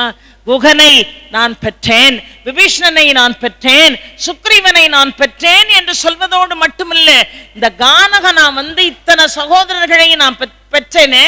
4 பேராக இருந்த எங்களுடைய சகோதரத்துவம் இப்ப 7 பேர்ல வந்து முடிஞ்சிருக்குன்னா எப்பேற்பட்ட இதிகாசம் இந்த ராமகாதை. 4 பேர் தான் சகோதரர்கள், ராமன், லக்ஷ்மணன், பரதன், சத்ருகணன். இப்போ கூட குகனும் இருக்கிறான், சுக்ரீவனும் இருக்கிறான், விபீஷ்ணனும் இருக்கிறான். நம்ம எல்லாரும் இப்போ சகோதரர். 4 7 மாறுச்சுங்கிறான். அதை முடிக்கும் போது என்ன அழகா முடிச்சான். குகனோடும் 5 முன்பு பின்பு குன்று சொல்வான் மகனோடும் 60 எம்முழை அன்பின் வந்த அகனமர் காதலைய நின்னோடும் 70 புகழருங்கானம் தந்து புதல்வராய் பொலிந்தான் நுந்தை. இந்த காட்டுக்கு என்ன எங்க அப்பா அனுப்புனாரே, அது எதுக்கு தெரியுமா? இந்த 3 பேரையும் நான் பெற்றுக்கொள்வதற்காகத்தான்.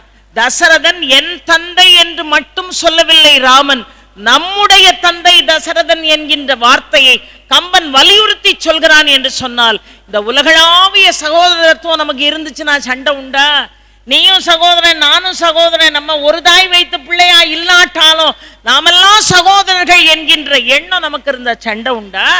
ஜாதி பிரச்சனை உண்டா? ஏதாவது கோபதாபங்கள் உண்டா? ஏதாவது வேற்றுமைகள் உண்டா? நீ உயர்வு நான் துயர்வுங்கிற பேதமை உண்டா? இல்ல. எப்பேற்பட்ட வாழ்வியல் தத்துவத்தை காட்டியது பெரியோர்களே. ஒன்னு சொல்லி நான் நிறைவு செய்றேன். எத்தனை காண்டங்கள் இருக்குன்னு நம்ம எல்லாருக்கும் நல்லா தெரியும். பாலகாண்டம், அயோத்தியா காண்டம், ஆரண்ய காண்டம், கிஷ்கிந்தா காண்டம், சுந்தர காண்டம், யுத்த காண்டம். உத்தரகாண்டம் பாடல கம்பன், வான்மீகி பாடினார். அதுக்கப்புறம் அந்த உத்தரகாண்டத்தை எடுத்து பாடினவன் ஒட்டக்கூத்தன் என்கின்ற புலவன் மட்டும்தான். கம்பன் பாடல உத்தரகாண்டத்தை. பட்டாபிஷேகத்தோட அவர் மங்களமா என்ன செஞ்சிட்டாரு, நிறுத்திட்டார். ஏன்னா ராமா என்று சொன்னால் மங்களம் என்று பொருள். ஆக அவனுடைய நாமத்தை சொன்னவர் அந்த மங்களத்திலே முடிக்கணும்னு முடிவு பண்ணிட்டாரு, முடிச்சிட்டாரு. ஆனா ரொம்ப அழகான ஒரு இடம் இருக்கு பெரியவர்கள். கிஷ்கிந்தைக்கு வந்து முதல்ல ஆஞ்சநேயரை பார்க்கிறார். நேரத்தினுடைய அருமை கருதி சுருக்கமா சொல்றேன். ஆஞ்சநேயரை பார்க்கிறார்.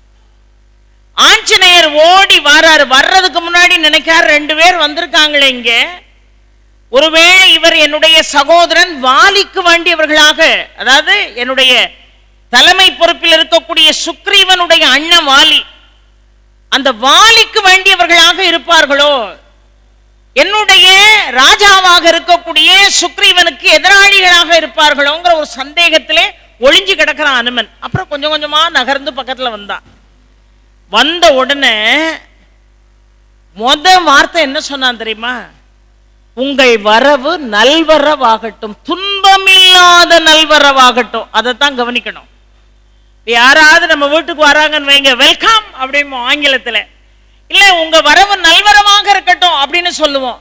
நீங்க வந்த வரவு துன்பமில்லாத வரவா இருக்கட்டும் சொல்லுவோமா? யாராவது வந்தவன் 10 நிமிஷமாவது நிப்பானா, திரும்பி போயிடுவானா? துன்பமில்லாத வரவாக இருக்கட்டும். ஏன்னா அவன் ஞானஸ்தன் ஆஞ்சநேயர். உடனே நீ யாருன்னு கேட்டார். இந்த வார்த்தையை ஆஞ்சநேயர் சொன்ன உடனே ராமன் நீ யாரு அப்படின்னார் ஆஞ்சநேயரை பார்த்து. இப்ப நான் இங்க வந்திருக்கேன். சில பேருக்கு என்ன தெரிஞ்சிருக்கலாம், பல பேருக்கு என்ன தெரியாம இருக்கலாம். அப்ப என்ன கேட்போம் இயற்கையா? அம்மா நீங்க யாரு, எந்த ஊரு, எங்க இருந்து வாரீங்க? என் பேரு வாசுகி மனோகரன், தூத்துக்குடியில இருந்து வந்திருக்கேன். முடிஞ்சு போச்சா? ஆனா ஒற்ற வரியில சொல்லல.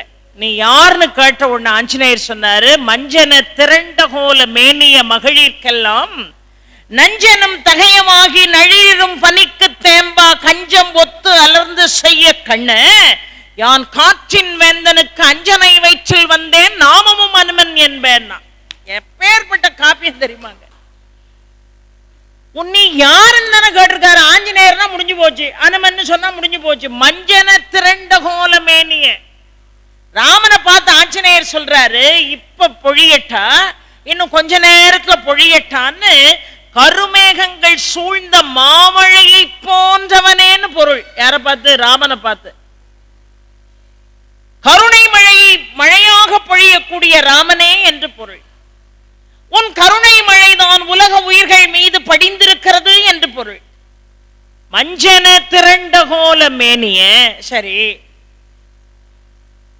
நழிரும் பனிக்கு தேம்பா 3வது வரி.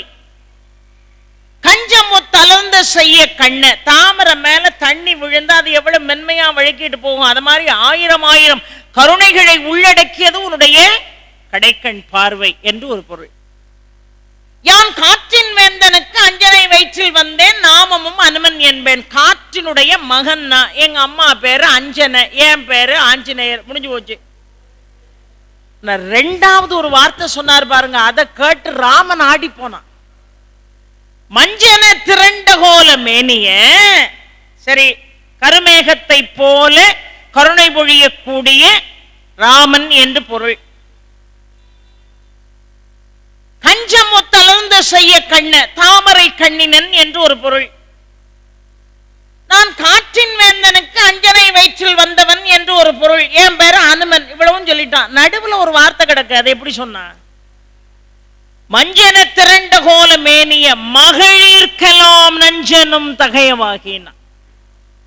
உன்னை வேறு விதமாக யாராவது பார்ப்பார்களேயானால், உன்னுடைய அழகை அபகரிக்க வேண்டும் என்று எந்த பெண்ணாவது தவறாக நினைப்பாளேயானால் அவளுக்கு உன் பார்வை நஞ்சாக மாறுங்கிறார். எங்க இருந்துகிட்டு? கிஷ்கிந்தையில் இருந்துகிட்டு. அப்படி நஞ்சாக மாறிய இடம் எங்க? ஆரண்ய காண்டத்துல. ஆரண்ய காண்டத்துல சூர்பனக பல மயக்கமான வார்த்தைகளை பேசி பேசி ராமனை அடைய வேண்டும் என்று நினைத்தாள். மகளிர்க்கெல்லாம் நஞ்சனம் தகையவாகி உன்னை யாராவது வேறு விதமாக உன் அழகை அபகரிக்க வேண்டும் என்று நினைத்தால் அவர்களுக்கெல்லாம் நீ நஞ்சான பார்வையை கொண்டவன்னு எங்க நடந்த விஷயத்தை ஆரண்ய காண்டத்துல சூர்பனகைய லட்சுமணன் காதறுத்து விட்ட விஷயத்தை இங்க கிஷ்கிந்தேல உட்கார்ந்துகிட்டு ஒருத்தன் சொல்றான்னா எப்படியா? இந்த ஞானம் இவனுக்கு எப்படி வந்தது? ஆச்சரியப்படுறாரு ராமன். லட்சுமணனை பார்த்து சொன்னாரு, இல்லாத கலைகள் எங்கும் இங்குவன் இசையருள் கூற கல்லாத கலையும் வேத கடலுமே என்னும் காட்சி சொல்லாலே தோன்றிற்றென்றே யாகுலி சொல்லின் செல்வன் வில்லார் இளைய வீர விரிஞ்சனோ விடைவலானோன்னார். அப்பா இவன் யாருப்பா? எங்கோ நடந்த விஷயம் இவனுக்கு எப்படிப்பா தெரியும்? ஆரண்ய காண்டத்துல நடந்த விஷயம் கிஷ்கிந்தேல நின்றுட்டு இவன் எப்படிப்பா சொல்றான்? கல்லாத கலையும் வேத கடலுமே என்னும் காட்சி சொல்லாலே தோன்றிட்டே. இந்த ஒரு சொல்ல வச்சு நான் முடிவு பண்ணிட்டேன், இவன் கல்லாத கலையே இல்லை, இவன் தான் வேத கடல். இந்த ஒரு சொல்லாலே தெரிந்து கொண்டேன் இவன் பிரம்மாவா இல்ல இவன் சிவனா, யாருப்பா இவன் கேட்டார். கல்லாத கலையும் வேத கடலுமே என்னும் காட்சி சொன்னாலே தோன்றிற்றே யாகுலி சொல்லின் செல்வன் வில்லார் தோள் இளைய வீர விரிஞ்சனோ விடைவலானோ. அப்பேற்பட்ட அனுமனைத்தான் தீர்க்கதரிசியான அனுமனை எங்க அனுப்பணும்னு முடிவு பண்ணி ராமன் அனுப்பினாரு தூதுக்கு. ராமகாதை காட்டக்கூடிய வாழ்வியல் நெறி என்ன? ஒரு சின்ன விஷயத்துக்கு தூது அனுப்புறவன் சரியா இருக்கணும். சீதையை போய் பார்த்தாரு. அங்க அந்த அம்மா எப்படி இருந்தாளா? எப்படி அரண்மனையில் இருந்தவ அங்க எப்படி இருந்தா? அசோக மரத்துக்கு கீழே உட்கார்ந்து இருக்காளா? அவளை சுற்றிலும் கரையான் அரித்து கொண்டிருக்கிறதா? தன்னை கரையான் அரித்து கொண்டிருக்கிறது என்பதை கூட உணராமல் காட்டுக்குள்ள என் கணவர் தனியா சாப்பிட்டாரோ, நல்ல பசுமையான கனிகளையும் இலைகளையும் கொண்டு வந்து கொடுக்கிறதுக்கு யார் இருக்கா?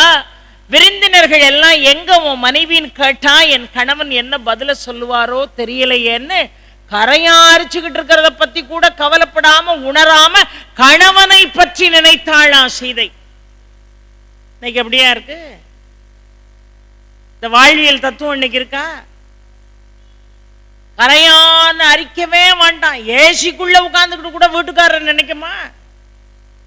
8:30 மணிக்கு மேல வந்தா சோறு கொடுக்குமா? சாப்பாடு போடுறோமா? உனக்கு நேரங்காலமே தெரியாது. நல்லா சீரியல் சிறகடிக்க ஆசை போயிட்டு இருக்கும் போதுதான் சோத்துக்கு வந்து நிப்பீர். சம்பாதிச்சு கொடுக்குறவன் இவன்.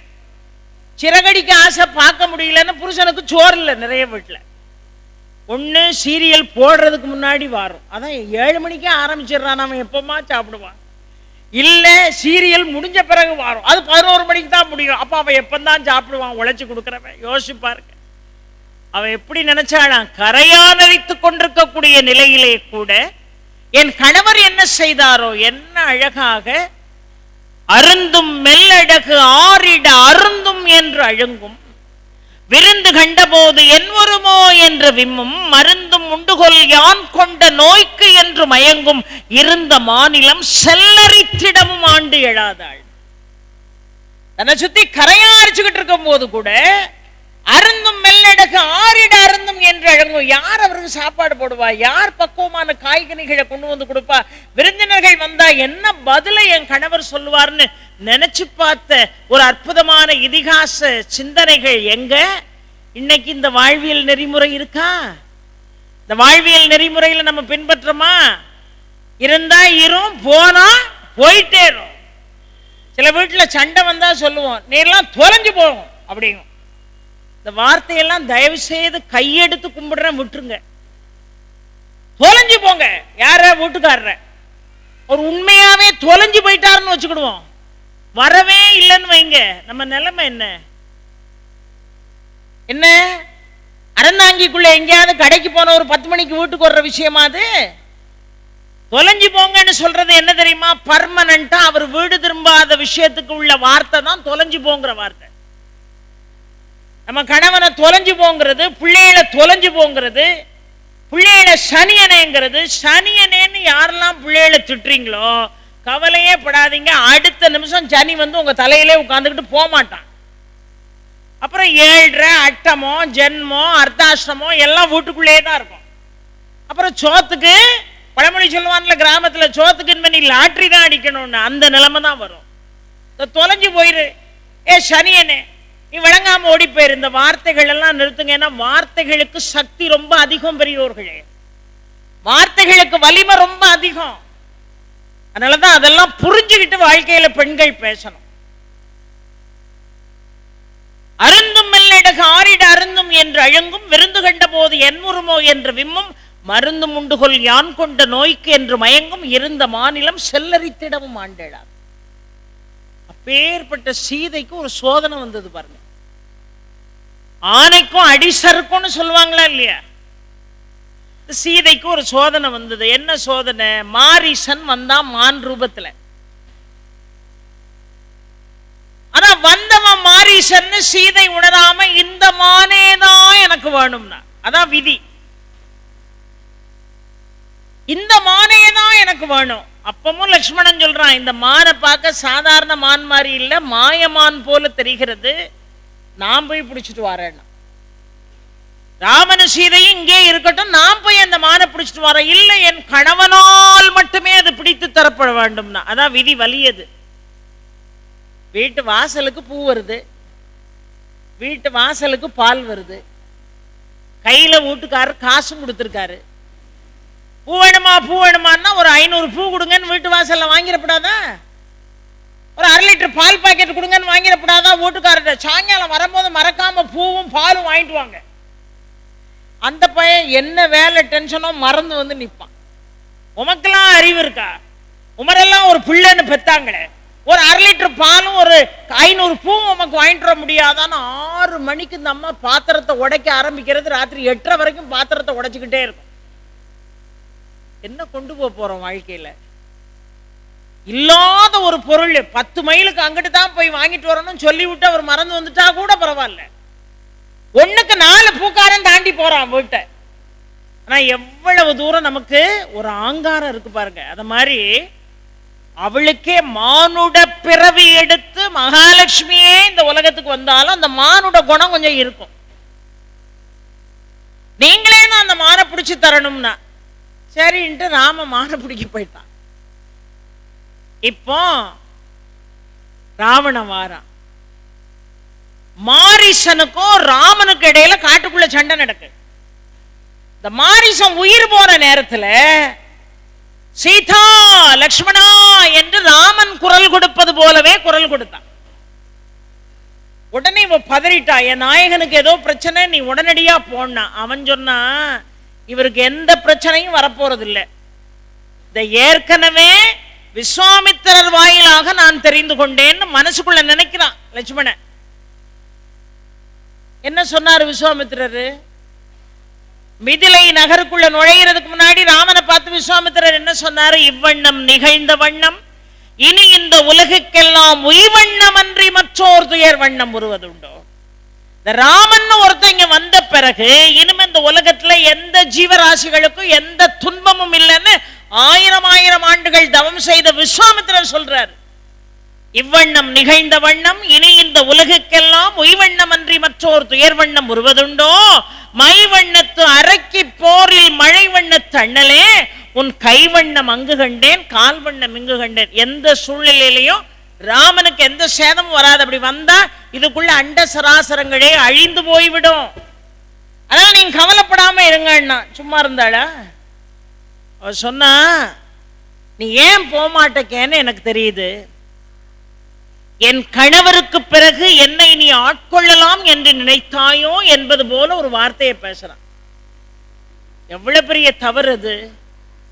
ஏன்னா லக்ஷ்மணன் எப்படிங்க வந்து நின்னா, வான்மீகை எப்படி கம்பன் மறக்கலையோ அத மாதிரி கம்பனுடைய காப்பியத்தை படிக்கும் போது நாம வால்மீகியை மறந்துடக்கூடாது. வான்மீகில ஒரு சம்பவம் சொல்லுவார் பாருங்க.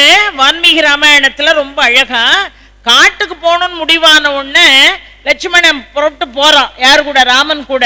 பின்னாடியே சீதை போறா. ஆனா லக்ஷ்மணனுடைய மனைவி ஊர்மழை எங்க இருக்கா? அரண்மனையிலே தான் இருக்கா. ராமனுக்கு தொண்டு செய்ய அவ அம்மா சொல்றா, ராமனுக்கு தொண்டு செய்யறதுக்கு நீ போ, அவனுக்கு உறுதுணையா இரு. யார? சுமித்ரா சொல்றா, அவனுக்கு உறுதுணையா இருப்பா லட்சுமணா. அவன் திரும்பி வந்தா நீயும், அவனுக்கு ஏதாவது ஆபத்து வந்தா நீயும் வாழ்க்கையை முடிச்சுக்கோங்கிற.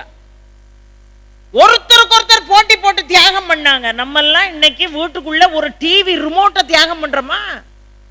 ஆனா வாழ்வியல் நெறிகளை நானும் பேசுறேன், நீங்களும் கேட்கீங்க. ஒரு சின்ன டிவி ரிமோட்டை நம்ம தியாகம் பண்றோமா? நான் சீரியல் பார்க்கணும்னு அந்த அம்மா சொல்ல, அந்த பையன் வீட்டுல விளையாடுற பையன் நான் கார்ட்டூன் பார்க்கணும்னு சொல்ல, ஒருத்தன் நான் கேம்ஸ் விளையாடணுங்க, வீட்டுக்காரர் உங்களோட பெரிய இம்சையா இருக்கு, தள்ளுங்க, நான் நியூஸ் பார்க்கணுங்கிறாரு அவரு. இப்படி ஆகப்பட்ட பிரச்சனையை வச்சுக்கிட்டு ஒருத்தருக்கு ஒருத்தர் விட்டு கொடுக்காம இருக்கமே. உங்க அண்ணனுக்கு நீ தம்பியா போகாத, தொண்டு செய்யக்கூடியவனா செல்லு. ராமனுக்கு ஏதாவது ஒண்ணுன்னா நீ திரும்பி வர வேண்டான்ட்டா அம்மா லட்சுமணனை பார்த்து. இப்படி வாசகங்க அது. எப்பேற்பட்ட தியாக சிந்தனை. இப்போ மான பிடிக்கிறதுக்கு போனா மாரிசன் மான் ரூபத்துல வந்தான்னு அவனுக்கு லட்சுமணனுக்கு தெரியாட்டா கூட இது மாயமான் என்பதை உணர்ந்து நான் போறேன் பிடிக்கிறதுக்காங்க. 2 பேர் விதியும் இல்ல, நீ போக வேண்டாம் நான் போறேன்ட்டு ராமன் போயிட்டார். இப்போ மாரிசன் சீதா லக்ஷ்மணான்னா நீ போய் காப்பாத்து எங்க வீட்டுக்காரன்னா. அவன் சொன்னா அவருக்கு எந்த ஆபத்து வராது, உங்களை விட்டுட்டு நான் போக மாட்டேன்னா. உடனே நீ போலன்னா என்ன ஆட்கொள்ளலான்னு நினைக்கிறியான்னு கேட்டான். இந்த இடத்துல வான்மீகி ஒரு அருமையான ஒரு செய்தியை சொல்வார் பெரியோர்களே. காட்டுக்கு ராமன் போறான், பின்னாடி சீதை போறா, லட்சுமணன் போறான். லட்சுமணன் போறதுக்கு முன்னாடி பிரம்மாவை நோக்கி கடுமையான ஒரு தவம் செய்தானா. வான்மீகி சொல்றாரு வான்மீகி ராமாயணத்துல. என்ன தவம் செஞ்ச உடனே பிரம்மா கேட்டாராம், உனக்கு என்ன வரம் வேணும்னு கேட்டாராம். 14 வருஷம் எங்க அண்ணனுக்கு நான் துணையா போறேன், காட்டுக்குள்ள மிருகங்களுடைய துன்பங்கள் எல்லாம் இருக்கும், 14 வருஷம் எங்க அண்ணனையும் அண்ணியையும் பர்ணசாலையில நான் பாதுகாக்கணும், அதனால ஒரு நிமிஷம் கூட நான் தூங்கிடக்கூடாது, நான் விழிச்சே இருக்கணும்னு வரம் கேட்டான். விழிச்சே இருக்கணும்னு வரம் கேட்டான். அரண்மனையில இருந்த லட்சுமண மனைவி ஊர்மிழ பிரம்மாவை நோக்கி தவம் செய்து அவ ஒரு வரம் கேட்டா. உனக்கு என்னமா வரம் வேணும்னு கேட்டார் பிரம்மா. ஒருவேளை நான் முழிச்சிருந்தா என்ன நம்மளை பத்தி கொஞ்சம் கூட நினைக்காம அண்ணன் தான் முக்கியம் அண்ணி தான் முக்கியம்னு போயிட்டானே என் கணவன்னு ஒரு சின்ன கெட்ட எண்ணம் கூட என் மனசுல வந்துடக்கூடாது. நான் கண் விழிச்சிருந்தா தானே இந்த கெட்ட எண்ணம் எனக்கு தலை தூக்கும். நான் 14 வருஷம் தூங்கிக்கிட்டே இருக்கணும்னு வரம் கேட்டேன். ஆக 14 வருஷம் லட்சுமணன் தூங்கவே இல்லை. 14 வருஷம் ஊர்மிழை தூங்கிக் கொண்டே இருந்தாள். போரெல்லாம் முடிஞ்சு பட்டாபிஷேகம் முடிஞ்சு தன்னுடைய கடமை முடிஞ்ச உடனே 14 ஆண்டு வரம் நிறைவு பெற்றது லட்சுமணனுக்கு. 14 வருஷம் முழிச்சே கிடந்தவன் தூங்க ஆரம்பிச்சான். 14 வருஷம் தூங்கிக்கிட்டே இருந்த ஊர்மிழை விழிக்க ஆரம்பித்தான். ஆக 14 + 14 28 வருஷம் ஒரு கணவனும் மனைவியோ உடலாலையும் மனசாலையும் ஒண்ணு சேர முடியாத தியாகத்தை செய்திருக்கிறார்கள் என்று சொன்னா, இந்த தியாகத்துல கடுகளவாவது நாம என்னைக்காவது செஞ்சதுண்டா? என்னைக்காவது யோசித்து பாருங்கள். 28 ஆண்டுகள். ராமனாவது 14 வருஷம் தான் காட்டுக்கு போனான். 14 வருஷம் காட்டுக்கு போனாலும் சீதை கூட நிரம்ப நாள் இருந்து 10 மாசம் தான் பிரிஞ்சிருந்தான். ஆனா லட்சுமணன் 14 ஆண்டுகளும் காட்டுக்குள்ளே கிடந்து மனைவியை பிரிந்திருக்க, மனைவி கணவனை பிரிந்து வந்த பிறகும் 2 பேரும் ஒன்னா வாழ முடியாம வரம் முடிந்து அவன் தூங்க ஆரம்பித்தான். வரம் முடிந்து இவள் விழிக்க ஆரம்பித்தாள். 14 + 14 28 ஆண்டுகள் 2 பேரும் ஒன்னாக இணைந்து வாழவில்லை என்கின்ற மிகப்பெரிய ஒரு தியாகத்தை வான்மீகி ராமாயணம் சொல்லுது. அப்பேற்பட்ட லட்சுமண நான் போமாட்டேன்னு சொல்றான், என்னை நீ ஆட்கொள்ளலாம் நினைச்சியான்னு கேட்டா. அதையும் தாண்டி அவன் போக மாட்டேங்கிறான். அடுத்த வார்த்தை சொன்னா, இப்ப நீ போய் உங்க அண்ணனை காப்பாத்தலன்னு சொன்னா இந்த யமுனை ஆற்றங்கரையில் நான் தீக்குளித்து மாண்டு போவேன்னா, நான் தீக்குளிச்சு செத்து போவேன்னா. எதுக்காக வந்தமோ அந்த காரியமே நிறைவேறாம அவன் செத்து போனா எப்படி? அதனால வேற வழி இல்லாம லட்சுமணன் புறப்பட்டு போனா. ராவணன் வந்தான், பர்ணசாலையோடு பெயர்த்துட்டு போயிட்டான். பர்ணசாலைகளை பெயர்த்துட்டு போயிட்டான். இது அப்படியே மனசுல வச்சுக்கிட்டு பின்னாடி வாங்க. ராமன் சீதைய நடையில் நின்றுயர் நாயகன் ராமன் சீதைய தீக்குள்ள இறக்கலாமா, இது நியாயமா அப்படின்னு பேசுறமே, அதனுடைய சூட்சமத்தை புரியணும் பெரியோர்களே. ராமனுக்கு சீதையினுடைய கற்பித்திரம் தெரியாதா? உலகத்தினுடைய துன்பத்தையே நீக்குபவனுக்கு இவள் அங்கே அனுபவித்த கொடுமை என்ன என்பது தெரியாதா? ஏன் ராமனே உயிரை விட்டுறணும்னு நினைச்சா சீதை பிரிவை தாங்க முடியாம, சீதையே உயிரை விட்டுறணும்னு நினைச்சா ராமனுடைய பிரிவை தாங்காம. ஆனா அவளை சகல நலன்களோடு அழைத்து கொண்டு வான்னு விபீஷணனை அனுப்புனா, விபீஷணன் அவ தவக்கோலத்தோட வந்து நின்றுப்பா ராமன் முன்னாடி. ஆனா சகல அலங்காரத்தோடு வான்னு ராமன் சொன்னானா அவ சகல அலங்காரத்தோட வந்து நின்னா.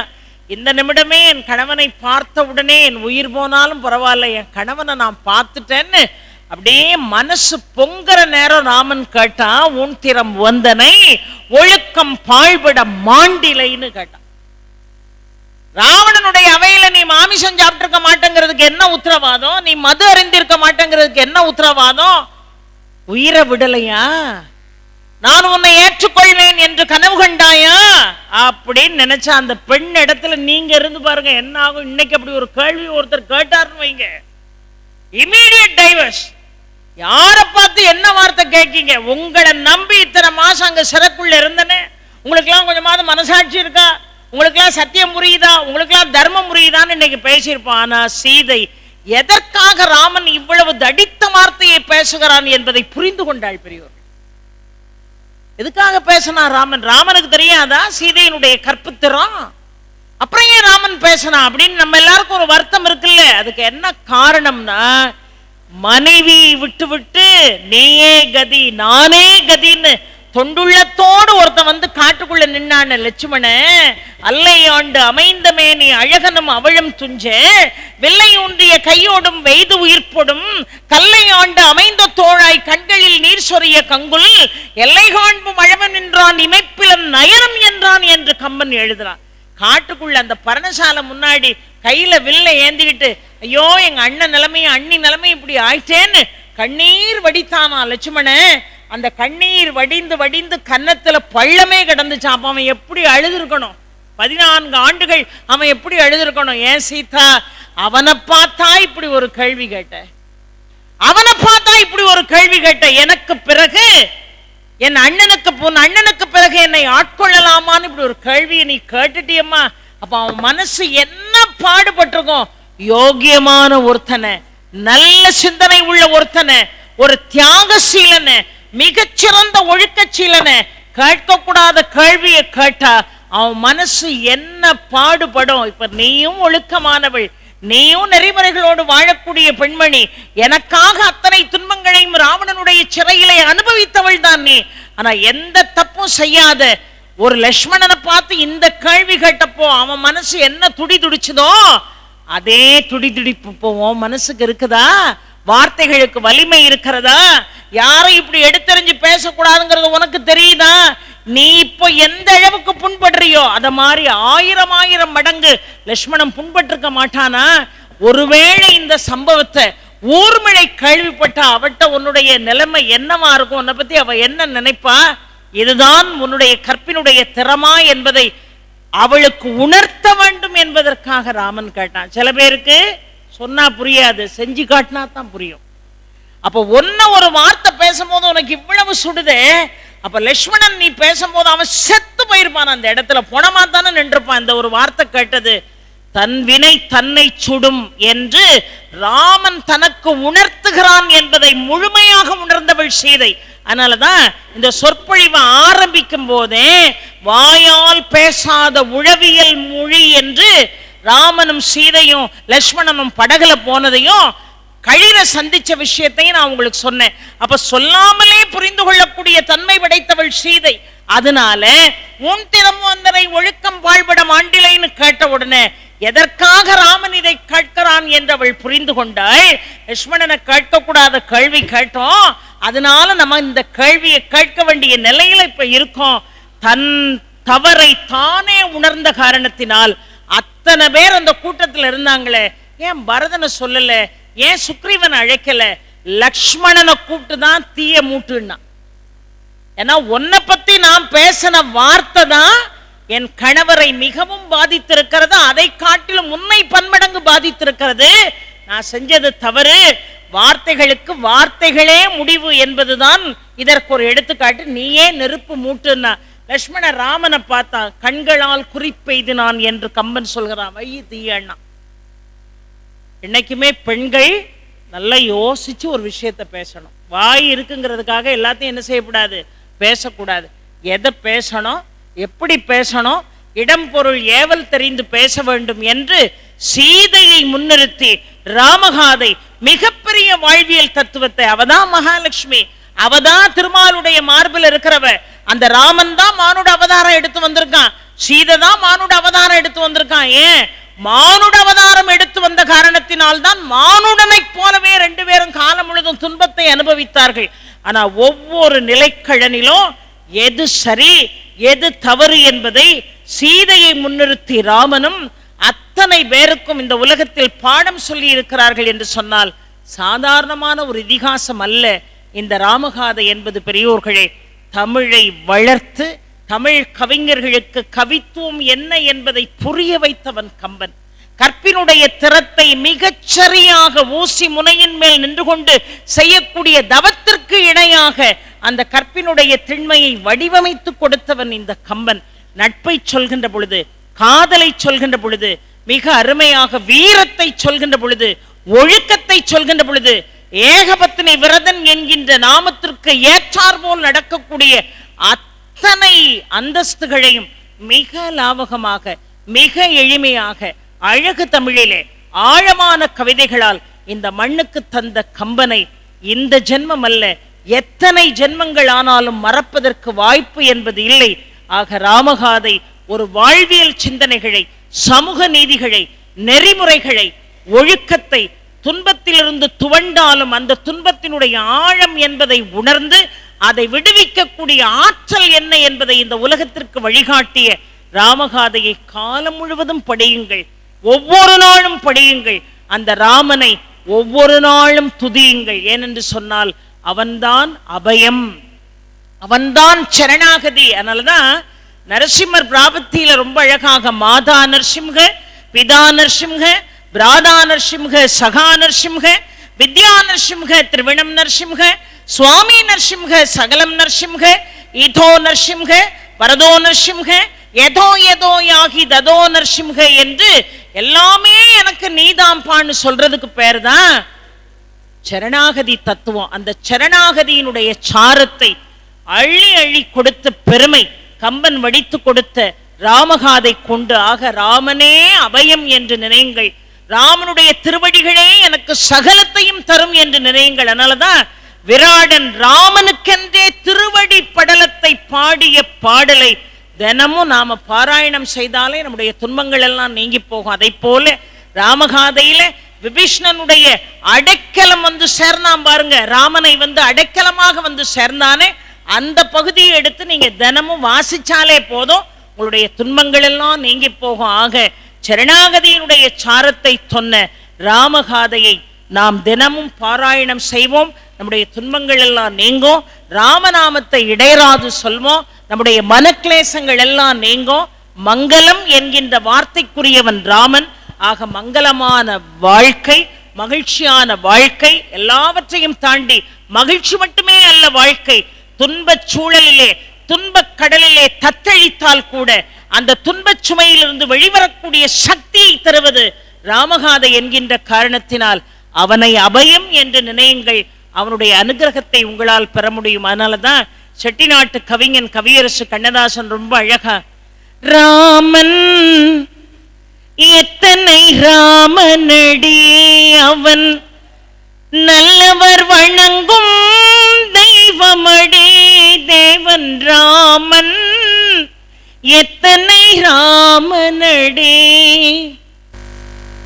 கல்யாண கோலம் கொண்ட கல்யாண ராமன், கல்யாண கோலம் கொண்ட கல்யாண ராமன், காவலுக்கு தெய்வம் வந்த சீதாராமன், காவலுக்கு தெய்வம் வந்த சீதாராமன், அரசாழ வந்த மர்மன் ராஜாராமன்,